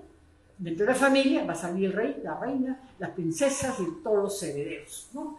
Entonces, estos Borbones han subido, pero como están en pleito, que son españoles, entran a España, ¿no? Y ya. Están en pleito. Cuando el Túpac Amaru entra, ya no está segundo, está Carlos III. En la época de Túpac estamos con Carlos III. Pero ¿qué pasa? Los españoles eran seres muy extraños. Ellos pensaban que trabajar era de gente baja. No se trabaja. Ellos vivían de la explotación de la gente y vivían de la explotación de nosotros. Pero como eran bandidos todos, los que estaban acá les andaban embaucando y les andaban no pagando impuestos. Piensen que un barquito de eso demoraba 3 meses en ir y 3 meses en venir. 6 meses para obtener comunicación. Y además, ¿no? Para llegar a Cusco, otro tanto, y los mensajes se perdían en el camino, era un caos, ¿no? Entonces, estos Borbones dicen, no vamos a hacer así, necesitamos plata. Y comienzan las reformas. ¿Qué son las reformas? 1, impuestos. Impuestos al charqui, impuestos a la coca, impuestos a un montón de cosas. Por supuesto que la gente que estaba muerta de hambre, los comerciantes, dicen, bueno, ¿y qué vamos a ganar? Porque hay sí un levantamiento por el impuesto, pero no es el de Túpac, ¿no? Entonces, es una de las reformas. Otra, ¿quiénes son los condenados que me molestan mucho? Los jesuitas, pues. Váyanse a los jesuitas, saquen a los jesuitas. Los jesuitas se encargaron de la educación, ¿no? Entonces, sacan a los jesuitas porque los jesuitas eran la competencia del Papa, siempre han sido. Por eso se llamaba el Papa Negro. Ahora creo que es un jesuita, Francisco es un recién han subido, pero ellos nunca lo dejaban subir, pero tenían mucho poder los jesuitas y tenían la instrucción. Y entonces, ¿qué hacen? Que se vayan los jesuitas, ¿no? Y comienzan a hacer una serie de cambios ¿para qué? Para tener más dinero, para gobernar mejor. Eso es la llamada reformas borbónicas, ¿no? Y la relación con el Tupac era porque era su gente que tenía que pagar más impuestos, ¿no? Le cambió la estructura, pero a favor de los españoles. Esas son las reformas borbónicas, dadas y borbónicas porque eran la casa de Borbón. Carlos III, príncipe de la casa de Borbón. Voy a aprovechar aquí para hacer un esclarecimiento. Señores, no existe Tupac Amaru ni primero ni segundo. Eso es un cuentazo. ¿Y saben por qué? Porque, estoy diciendo ahora, Carlos III, príncipe de la casa de Borbón, ¿no es cierto? Ya. La casa, ¿cuál es? Borbón, ¿no es cierto? ¿Y la panaca cuál es? Tupac Amaru. Entonces acá, Tupac Amaru. ¿Dónde va el número? Después del nombre, ¿no? José Gabriel. Primero, ¿cuál? Porque no hay otro. Entonces, y por eso él en el bando de Silos, ay, acá está el bando de Silos, pero no lo encuentro ahora. Quería leerlo porque vean cómo encabeza, pero a ver dónde está el bando de Silos. Bando de Silos en Colombia. A ver, anexos, bando de Tupac Amaru publicado. Acá está. Le voy a leer un pedacito más, 131. Entonces no hay Tupac Amaru primero ni segundo, y también le voy a explicar por qué. Algo más que aumenta esto. A ver, ¿dónde estás? Bueno, yo les hablo de los libros, así que no se preocupen. Hablo con mis libros. Ya. Bando de Tupac Amaru, publicado en Silos, el 24 de mayo de 1781. Fuente, que está acá, Cornejo Buronco y Jorge. Tupac Amaru, la revolución precursora de la emancipación continental. Ya, ¿cómo comienza él? Miren cómo comienza. Porque algo que ayer también hablamos es que Tupac Amaru, cuando está con los españoles, habla en español y se viste a la española. Pero cuando está con los suyos, habla en quechua y se viste como nosotros, no debió vestirse. Entonces él dice, Don José I. Fíjense que después del nombre, él nunca dice Don José Tupac Amaru I. No lo dice. Don José I, por la gracia de Dios, Inca, rey del Perú, de Santa Fe, Quito, Chile, Buenos Aires, en todos esos sitios estaba el movimiento, por eso él lo nombra acá, ¿no? En Buenos Aires, y continente de los mares del sur, duque de la superlativa, señor de los Césares y Amazonas, con dominio en el Gran Paititi, conmocionado distribuidor de la piedra divina por erario sin par, por cuanto es acordado por mi consejo en junta prolija. Bueno, ya. Fíjese cómo él se autotitula. ¿Y por qué no puede haber? Porque el sistema de sucesión de la panaca no es igual al sistema de sucesión de las casas europeas. Hemos dicho que la panaca se forma a partir de un inca. Digamos, aquí, esta es una panaca, aquí la panaca, Pumacao no es, no sé, cualquier panaca, Pachacute. El Pachacute, ok. Muerto Pachacute. Se va a formar uno de estos, un sale para acá y forma otra panaca, con otro nombre. Por favor, pongan los vibradores de los celulares. No sé quién suena. Bueno, ya, tranquilidad. Entonces, miren, no puede haber ni primero ni segundo, porque no hay Tupac primero, Tupac segundo, Tupac tercero, Tupac cuarto, no hay. Ellos sí tienen Carlos I, Carlos II, Carlos III, Carlos IV tienen en esa época. Ya después, el que va a asistir a la coronación de Carlos IV es el menor Fernando, va a asistir en España, y por eso te cuento, ¿no? Pero entonces no puede haber, pues, no puede. Además, él, ¿cómo se titula él? En español, José Gabriel I. ¿Sí? ¿Por qué tenemos que ser primero y segundo? Porque a alguien se le ocurrió. Porque como tenemos que mirar a España y las casas europeas, tenemos que ser imitadores. Pero como somos guachafos, imitamos mal. Entonces le ponemos después de la panaca el numerito, ¿no? Porque siempre somos así, no sabemos ni siquiera imitar, ¿no? Sí, esa es en realidad, ¿no? Es absurdo. O sea, discutan ustedes cuando alguien le dice Tupac Amaru primero y segundo. No existe. Ya, esto es la historia. ¿Ya? Nunca, no hay número. Como no, ninguno de los incas tenía número.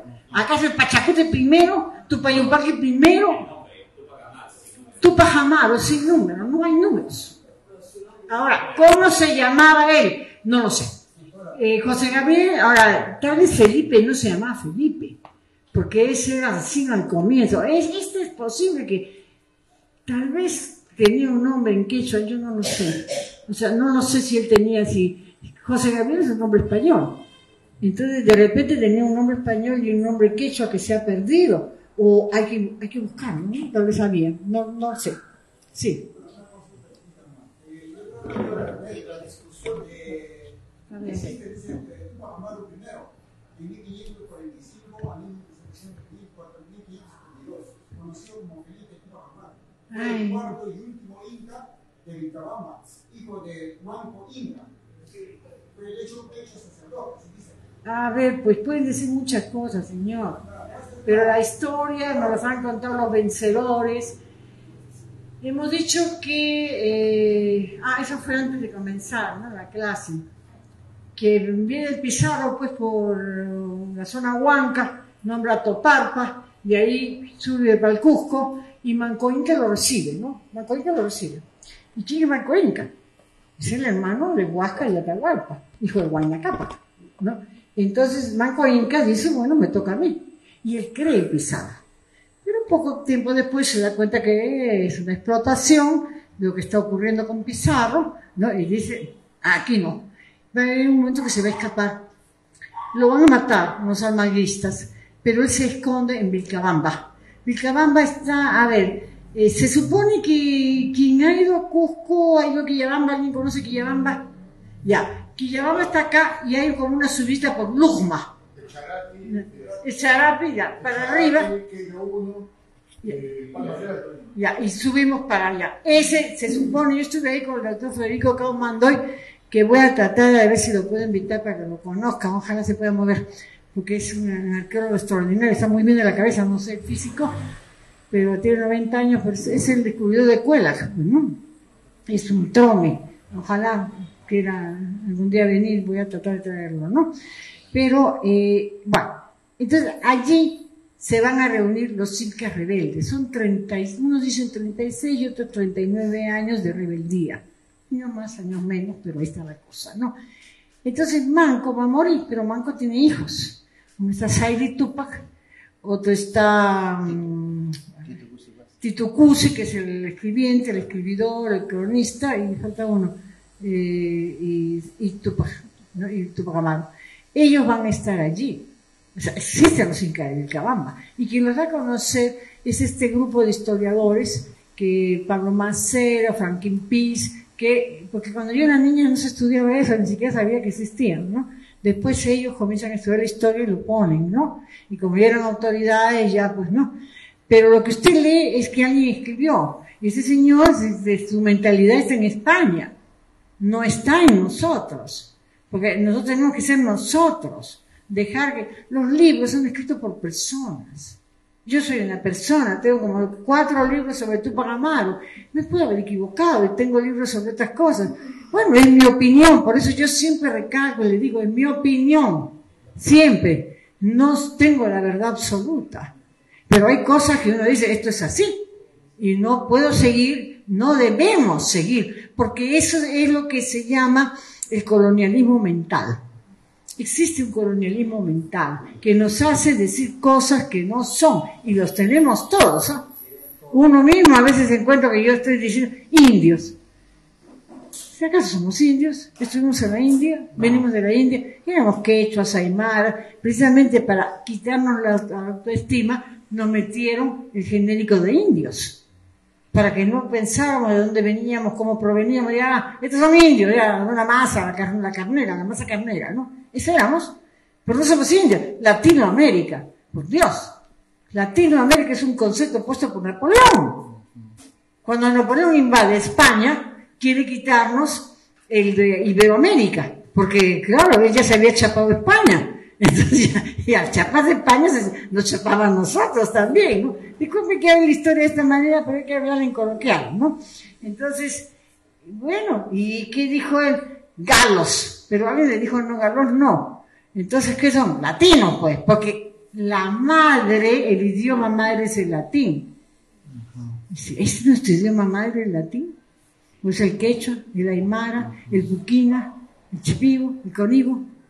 ¿Acaso el latín es nuestro idioma madre? Fíjese cómo un concepto nos hace estar supeditados a. Y cosas que salen en todos los libros, ¿no?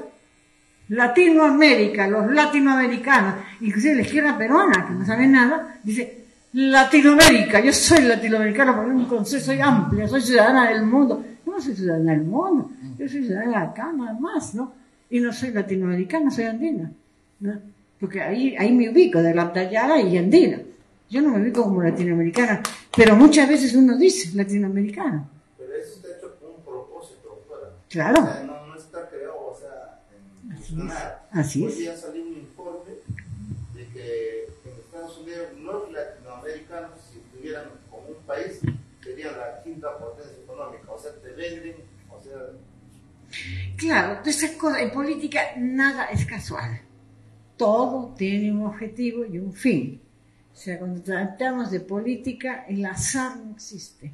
Las cosas están planificadas, están organizadas para llegar a cierto punto. Por ejemplo, cuando Tupac coge a Reagan, que lo va a colgar, al corregidor, ¿qué hace? Lo agarra y lo mete a su casa y le hace firmar cartas y le saca plata, ¿no? Las armas. Pues. Y él, muy en fresco, va y dice, no, yo estoy actuando por orden del rey.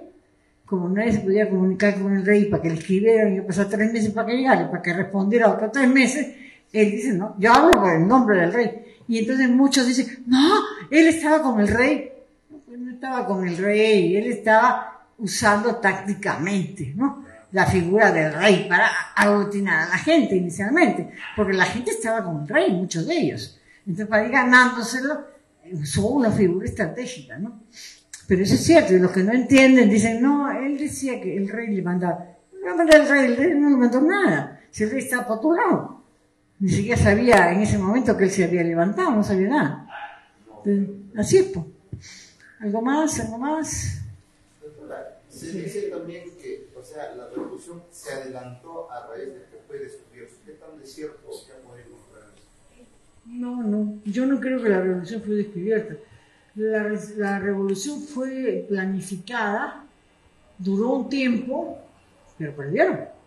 Perdieron tal vez por estrategias tácticas mal empleadas.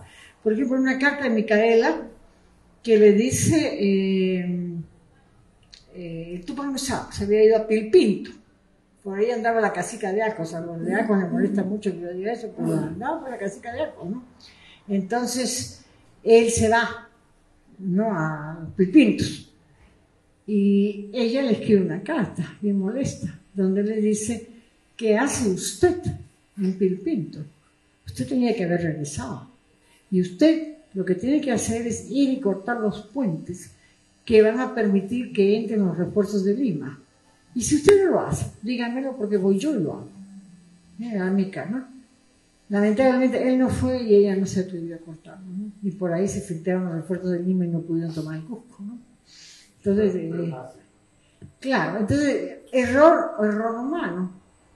Hasta el mejor cazador se le va la paloma, ¿no? Entonces, un error humano de Tupac que otro hubiera sido si él corta los puentes, pues no pueden ingresar. Por los puentes colgantes, ¿no? Que unían sobre el río Purímac. No se puede cruzar ese río así nomás, ¿no? Entonces, él no los corta, ¿no? Pero, bueno, son errores tácticos que tuvo, ¿no? Y que, bueno, ahí están los resultados, ¿no? Pero eso no lo hace menos, ¿no? Ni su trascendencia histórica, ¿no? Una última, sobre lo que escribe con su sangre. Bueno, parece que sí, que eso es cierto. Él es preso. Como todo preso, pues quiere salir, además de la revolución, ¿no? Entonces, él no tiene que escribir y escribe, parece que hay una carta escrito con la sangre de él, ¿no? Pidiendo dinero y esto, ¿no? Que después lo van a interrogar porque por supuesto lo agarran eso los españoles y él dice que es una deuda y que era el dinero que quería cobrar para su hijito pequeño, ¿no? Fernando, que iba a cobrar para Fernando, y bueno, un cuento, ¿no? Le estaba pidiendo refuerzo, estaba pidiendo cómo se libera, pues, ¿no? Pero sí logro describir la... Sí, parece que sí. Por lo menos los historiadores que yo he consultado dicen que debe ser eso. Sí. ¿Podría aclararnos la relación de la reforma borbónica con la ley de Indias y con Toledo? A ver, es que hay relación y no hay. Cuando recién conquistan, vienen estos y estos hacen un genocidio, aquí acaban con todo. Pero ¿qué pasaba en Europa? En Europa había una evolución y ya se estaba discutiendo el absolutismo, o sea, las cosas estaban cambiando. Y entonces comienzan a darse cuenta qué está pasando acá en América, ¿no? En la playa. Y entonces el Consejo de Indias comienza a legislar para proteger a la gente de acá. Proteger para que le sigamos produciendo, no por otra cosa, ¿no? Y entonces comienza a dar una serie de leyes en varios sentidos. Una de ellas son las leyes que yo llamo leyes laborales, porque se preocupan estas leyes de proteger hasta cierto punto a la gente que está en las mitas. Por ejemplo, en la mita minera dice que no pueden sacar para la mita más del 70% de la población, para no dejar despoblado el lugar. Pero sí el 70%. Dice, otra de las leyes de Indias, lo que dice es que no pueden, hay que crear, como en centros mineros, campamentos que hay ahora, ya hay que crear en los centros mineros para que la gente no tenga que desplazarse y ahí pueda vivir su familia. Dice que hay que atenderlos cuando están enfermos. Es decir, da una serie de leyes para aminorar la explotación, digamos, pero no para quitarla. Es decir, para que no muramos y podamos seguir trabajando, ¿no? Esas son las leyes que da. Pero entonces viene acá el señor Toledo, que es el primer virrey, que en realidad se llama Álvarez de Toledo, pero la historia lo ha recogido como Francisco Toledo, ¿no? Pero es Álvarez de Toledo. Viene acá y este señor decide conocer bien todo esto para organizar, ¿no? Por eso le llaman el Solón peruano, porque da leyes. Solón es un legislador, ¿no? Entonces, él da leyes, pero ya tiene una base que no puede quitar, que son las leyes dadas. Las leyes de India son, primero es una ley, después es otra ley, después otra ley, y después se juntan todas las leyes, y ese código, no se llama, que sería en términos de ahora, el código ese se llama Ley de Indias, que reúne todas las leyes que han ido dando, ¿no? Entonces este señor no puede dejar, no puede ignorar. Entonces él va a legislar y va a dar las llamadas ordenanzas de Toledo, basadas en las leyes de Indias.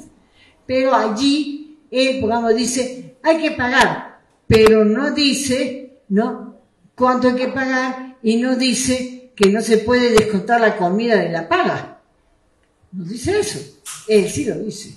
O sea, él va mejorando. Él es el que hace las reducciones de indios. ¿Para qué? Para poder cobrar impuestos. Ya los tengo a todos amarrados acá, entonces aquí nomás les cobro. Dice que para cristianizarlos. O sea que él hizo una interpretación auténtica, como ahora se hace. Bueno, vendría a ser interpretación auténtica. Sí, vendría a ser eso. ¿Cómo no? Sí, a ver. Espérate un segundito. ¿Tuvo oportunidad de salir del virreinato de Perú? O sea, ir a Europa o ir a Estados Unidos, una visión más. No que yo sepa, lo que ha podido ir es el virreinato del Río de la Plata. Lo que es el virreinato, porque él era arriero y él comercializaba. Y acuérdate que solo había un puerto que era el del Callao. Pero ya después no. Por eso es que los que están contra él dicen que él se levanta porque le quitaron toda esa concesión, digamos, ¿no?, que él tenía para repartir en toda la Playa. Pero ya le crearon el virreinato de la Plata, ya él no figuraba ahí porque él era el virreinato del Perú. Y crearon el de Nueva Granada. Entonces ya habían ahí otros sitios por donde desembarcaban. No, que yo sepa, Europa no ha ido. El que se dice que fue a Europa es uno que se levanta en 1740, que es Juan Santos Atahualpa. Él dice sí que fue a Europa, ¿no? Que es otra historia, ¿no? Antes de Tupac Amaru. Sí. Sí. Doctora, permítame una pregunta que me inquietó hace más o menos 20 años. Fui explicado por una persona muy enterada, pero usted se erudito en la materia. Es cierto que Micaela Bastía, cuando las tropas españolas, o sea, las fuerzas armadas españolas, estaban en Cusco, pero que era rodeada por las fuerzas de Tupac Amaru. Y Micaela Bastía le insistía que ataque, que los ataque, que los reduzca, antes que llegue el armamento de Lima, que estaba en camino. Y que ahora yo me entero por usted que Micaela Bastía tenía una jerarquía castrense, ¿sí? Entonces, sería cierto eso, porque entonces también era jefa, conocía entonces de ese peligro. Y Tupac Amaru nunca le hizo caso. O sea, no podría ser tan atrevido yo a decir eso también, disculpe, pero no le prestó oídos, no le dio importancia. Cierto. Quisiera saber si hay un cierto o ha sido algo inventado. No, cierto. Micaela tenía varios roles. Uno era jefa de la retaguardia, llegó a manejar un ejército de 20.000 personas.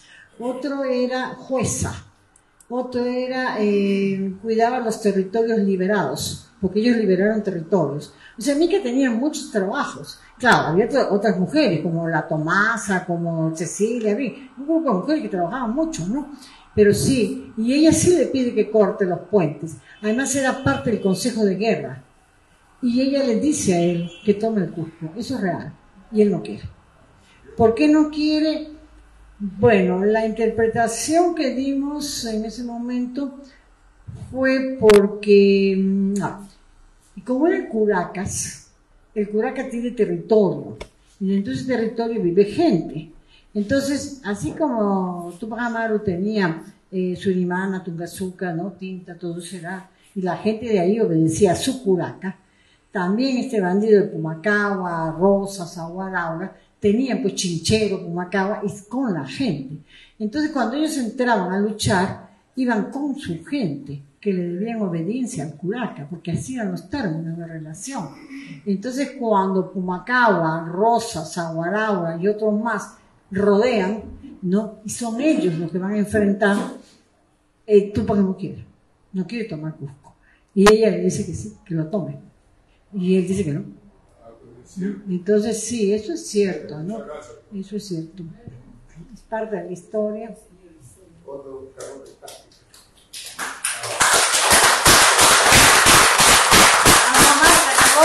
A ver, ahí hay una pregunta. Vamos a ver ahora. Tupac Amaru, Micaela Bastías y sobre todo los guanezuyanos que están luchando y también los afroperuanos que también se sumaron, también eran creyentes acerca de seguir las tradiciones de Guanezuyo, ¿no? Justo hoy día, el 21 de septiembre, ¿no? Entre hoy y mañana cambia a primavera y hay un ritual muy importante de una festividad que se pone acá en el río, ¿no? Es una fiesta que enarbola, mejor dicho, el tema de la mujer. La mujer de ser madre, ¿no? Sobre todo. Entonces, quería relacionar eso.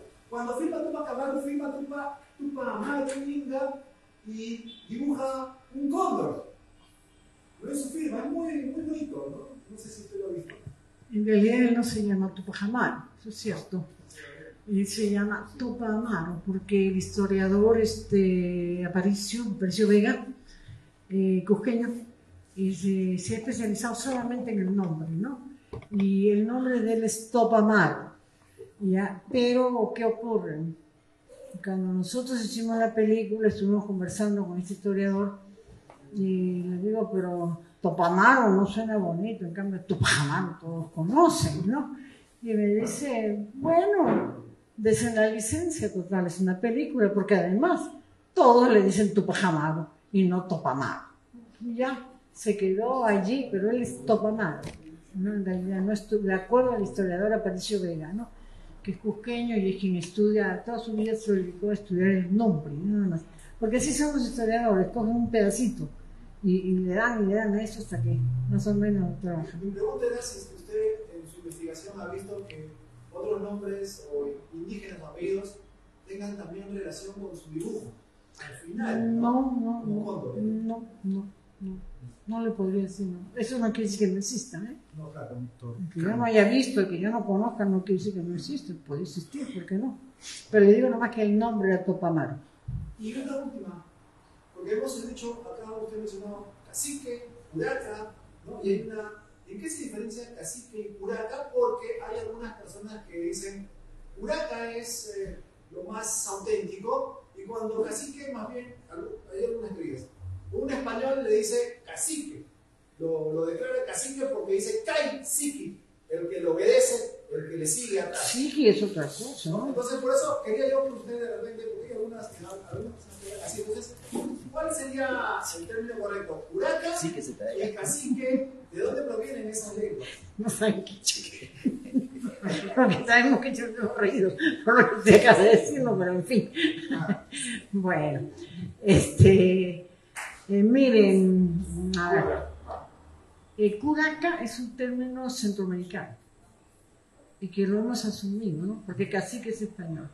Entonces los que quieren referirse, yo normalmente, depende, a veces digo cacique, a veces digo curaca, porque, bueno, es la traducción, y yo hablo castellano, entonces puedo usar una cosa u otra, porque a veces la gente entiende cacique, pero no entiende curaca, ¿no?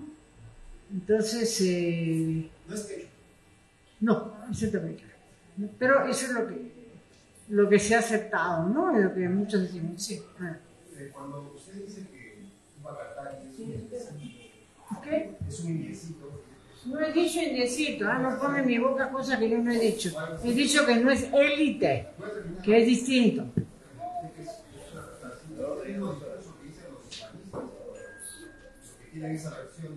Pero señor, no se trata de un discurso.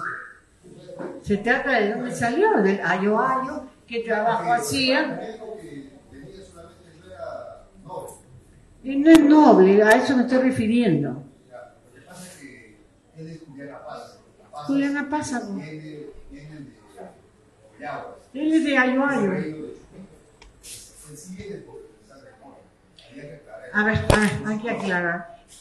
Yo me estoy refiriendo que esto era una revolución inca, y él no era inca.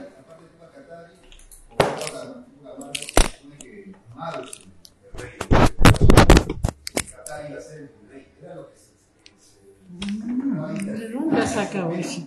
No. ¿Por qué? Porque se supone que Catari representaba toda la conversión en mar. Y ellos fueron los que han sitiado. A ver. Las fuerzas de Amado no podían llegar a Puno, a ser poblados que no se unían con líderes que eran visibles para el pueblo. No se podían. Entonces, Amado tenía que unirse con Catari. Señor. Ya la escuché, ya sé dónde va, porque la tesis que usted tiene ya la he escuchado. A ver, estamos sobre la hora también, ¿no? Miren, yo dije en un momento que esto era una revolución de élites y de panacas. Y Catari no era ni élite ni panaca. Catari era un ciudadano, yo no he dicho indiecito, he dicho un ciudadano del pueblo, porque estaban divididos, no era una sociedad igualitaria, no podíamos juzgarlo con criterio occidental, sino con criterio de reciprocidad andina. He dicho, el Inca y la élite estaba acá, y los ayllus estaban acá. Los ayllus respetaban al Inca y a la élite, y la élite tenía que respetar al Inca, pero cada uno en su sitio.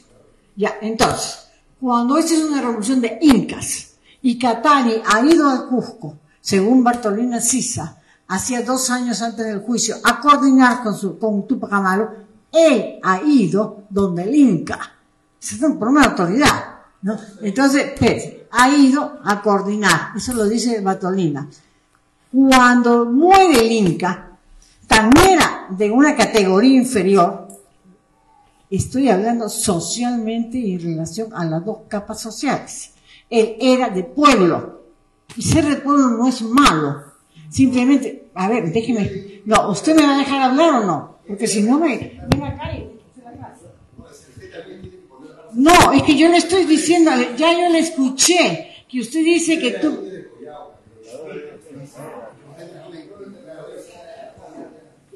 señor, usted quiere escuchar la historia o quiere inventarla. Va. No, yo también los tengo y no los saco de Google. Entonces yo le digo, acá es una cosa. Bueno, yo le voy a explicar mi razonamiento, usted quédese como el que más le convenga y el que más le guste, porque no se lo voy a imponer. ¿Me deja hablar? Si no me deja hablar, me retiro. Y venga usted a dar la clase. Aquí yo pido educación y respeto. Yo estoy aquí yo respeto a usted y usted me respeta a mí, ¿no? Y yo le pido que ya, lo escuché, lo entendí, pero le pido un respeto, porque así no se va nada, ¿no?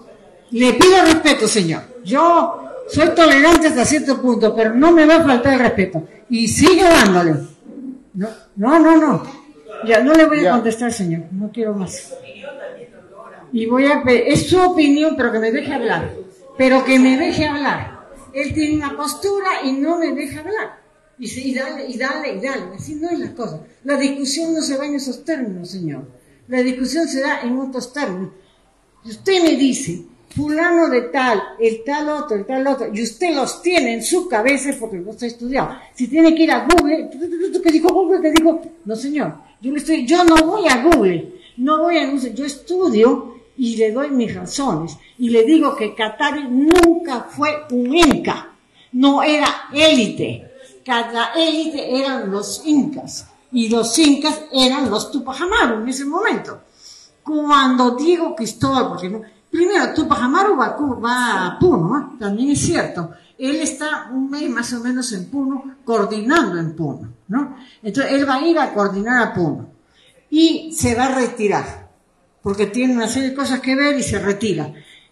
Y en Puno lo traicionan los puneños a Tupac Amaru, porque él coordina con los Rumanichi, creo que se llama, él coordina y le avisa al corregidor, ¿no? Que está Tupac Amaru y le da las cartas de Tupac Amaru. Eso está históricamente probado, ¿no? Están las cartas. Entonces, pero se va. Cuando ya Tupac Amaru no regresa a Puno, regresa Diego Cristóbal, muerto el Inca, o sea, muerto José Gabriel. Se van a la zona de Azángaro y van a estar en Azángaro inicialmente, ¿no? Qatari es un dirigente, no lo estoy negando, tampoco lo trato de indito, vuelvo a decir, no pongo en mi boca palabras que no digo. Y Qatari es un hombre de Ayo Ayo. Unos dicen que era el monaguillo del cura, puede ser. Otros dicen que era un agricultor, puede ser, no sabemos, no está claro. Lo cierto es que Qatari, ¿no?, toma el nombre de dos, porque no es Qatari. Si él fuera noble, los nobles no se cambian de nombre. Los nobles, dicen cómo se llama. Él coge el nombre de los hermanos Qatari, ¿no?, que eran de Chayanta, y de uno de ellos, y el otro nombre de Tupac Amaru. Y él se llama Tupac Qatari por los dos, que van a morir han muerto antes que él, el mismo año, ¿no? Entonces, él, cuando Gregoria Pasa, que es la hermana, cuando Diego Cristóbal lo pone preso, ¿no?, y la hermana Gregoria Pasa va a negociar para que lo saquen, porque ella se enamora terriblemente de Andrés Tupac Amaru. Ella va a ser condenada, la van a matar, la van a tratar de prostituta por haberse enamorado del Tupac Amaru, de Andrés, ¿no? Pero se va a ir con él y van hasta Sorata. Y ahí hacen una obra de ingeniería extraordinaria que inundan Sorata entre los dos, ¿no? Y entonces ganan Sorata. La historia, hay una historiadora, Siles, y una señora Opelan, bien antitupacamaristas, ¿no?, y bien anticataristas, ¿no?, que la Siles es boliviana, donde no hace más que desprestigiar y habla tan mal de Tupac Katari, terrible, ¿no?, cuando está Tupac Katari en Sorata, y se ríe de él y se burlan entre las dos de Katari, inventándole una serie, tratándole de un enloquecido, y que usa medias de seda y que viste al español, en fin, le dan con hacha, ¿no?, a Katari. Pero ellas porque son anti esta revolución. Ahora, pero allí, ¿no?, va Qatari con Bartolina Sisa y Andrés y Gregoria a tomar la paz. Ya, ahí 2 veces toman la paz, ¿no? La paz que se llama Chuqueado, no se llama la paz, es Chuqueado, ¿no? Lo que pasa es que en castellano se da por la paz, ¿no? Entonces van a tomar la paz, va a venir la época de la peste, va a venir toda esa época, y por una artimaña del obispo moscoso del Valle, que era el general militar, y de Jauri, que era el virrey, ¿no? Los ingleses han dicho que van a venir a apoyar a los Tupac Amaru. Entonces, España no es capaz en ese momento de medir fuerzas y entrar, ¿no?, a defender el frente interno y el frente externo. Entonces se ponen de acuerdo entre ellos para convencer a Diego Cristóbal para que firme el armisticio que se va a firmar en la zona de Puno y después en Sicuani, creo que es. No, se va a firmar ahí. No estoy muy segura si es Sicuani, pero por ahí es. Bueno, se va a firmar en 2 partes. A Pasa, ¿no? ¿Cómo se llama? El puneño, a Pasa, pero ¿qué pasa? Le persigue a Diego Cristóbal y le dice que es un engaño y que no firme la paz. Y Diego Cristóbal no le hace caso. ¿Por qué? Porque el obispo moscoso ha transado una transacción. Es el entierro de los restos de Tupac Amaru, o sea, de José Gabriel, como autoridad con entierro de Cruz Mayor o Cruz Alta, si le quiere llamar. Otro, la negociación de Fernando, que estaba preso en Lima y que iba a estudiar a la escuela del Príncipe, que todavía existe el colegio acá en Barrios Altos, ¿no? Y bueno, otras cosas más, son negociables, ¿no? Y él acepta y firma. Tupac Katari plantea de que le devuelvan a Bartolina Sisa, porque Bartolina está presa. Y no le hacen caso, entonces el hombre se retira, pero se va con Inca Lipi. Y este Inca Lipi es un gran traidor, y lo van a atrapar a Katari porque Inca Lipi lo delata y dice dónde está, ¿no? Entonces, en ese momento Katari va a ser atrapado. Eso sí es una historia real. Esas son historias de Katari. No estoy quitando la importancia a Katari. Lo que estoy planteando es que en este país, acá, todos quieren ser nobleza incaica, nadie quiere ser indio, porque se considera menos.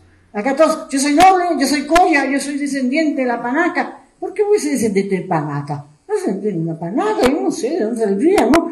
Pero ¿por qué no puedo ser pueblo? ¿Qué de malo tiene ser pueblo? Eso es lo mismo que pasa con Katari. Es decir, Katari era un hombre del pueblo, un hombre que luchó, un hombre que peleó, un hombre que tomó la paz. Entonces, no podemos decir que no, pero eso no era una revolución de pueblo, esa era una revolución de élites para tomar el Tahuantinsuyo.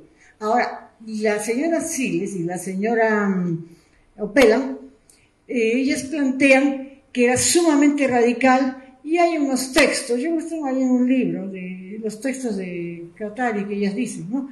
Que bueno, que era acabar con todo el mundo, destruir todo.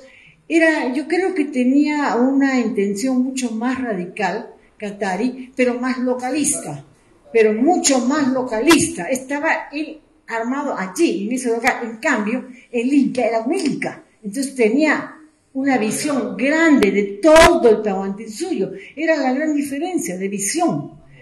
¿Ya? Sería más moderado en el accionar inmediato, pero tenía una visión de la conquista de todo. Entonces, si vemos, un estadista no es el que hace una cosa ahorita, un estadista tiene una visión de cómo conducir un país a un objetivo. Y un radical, que no estoy en contra de los radicales, el inmediato, lo de ahorita.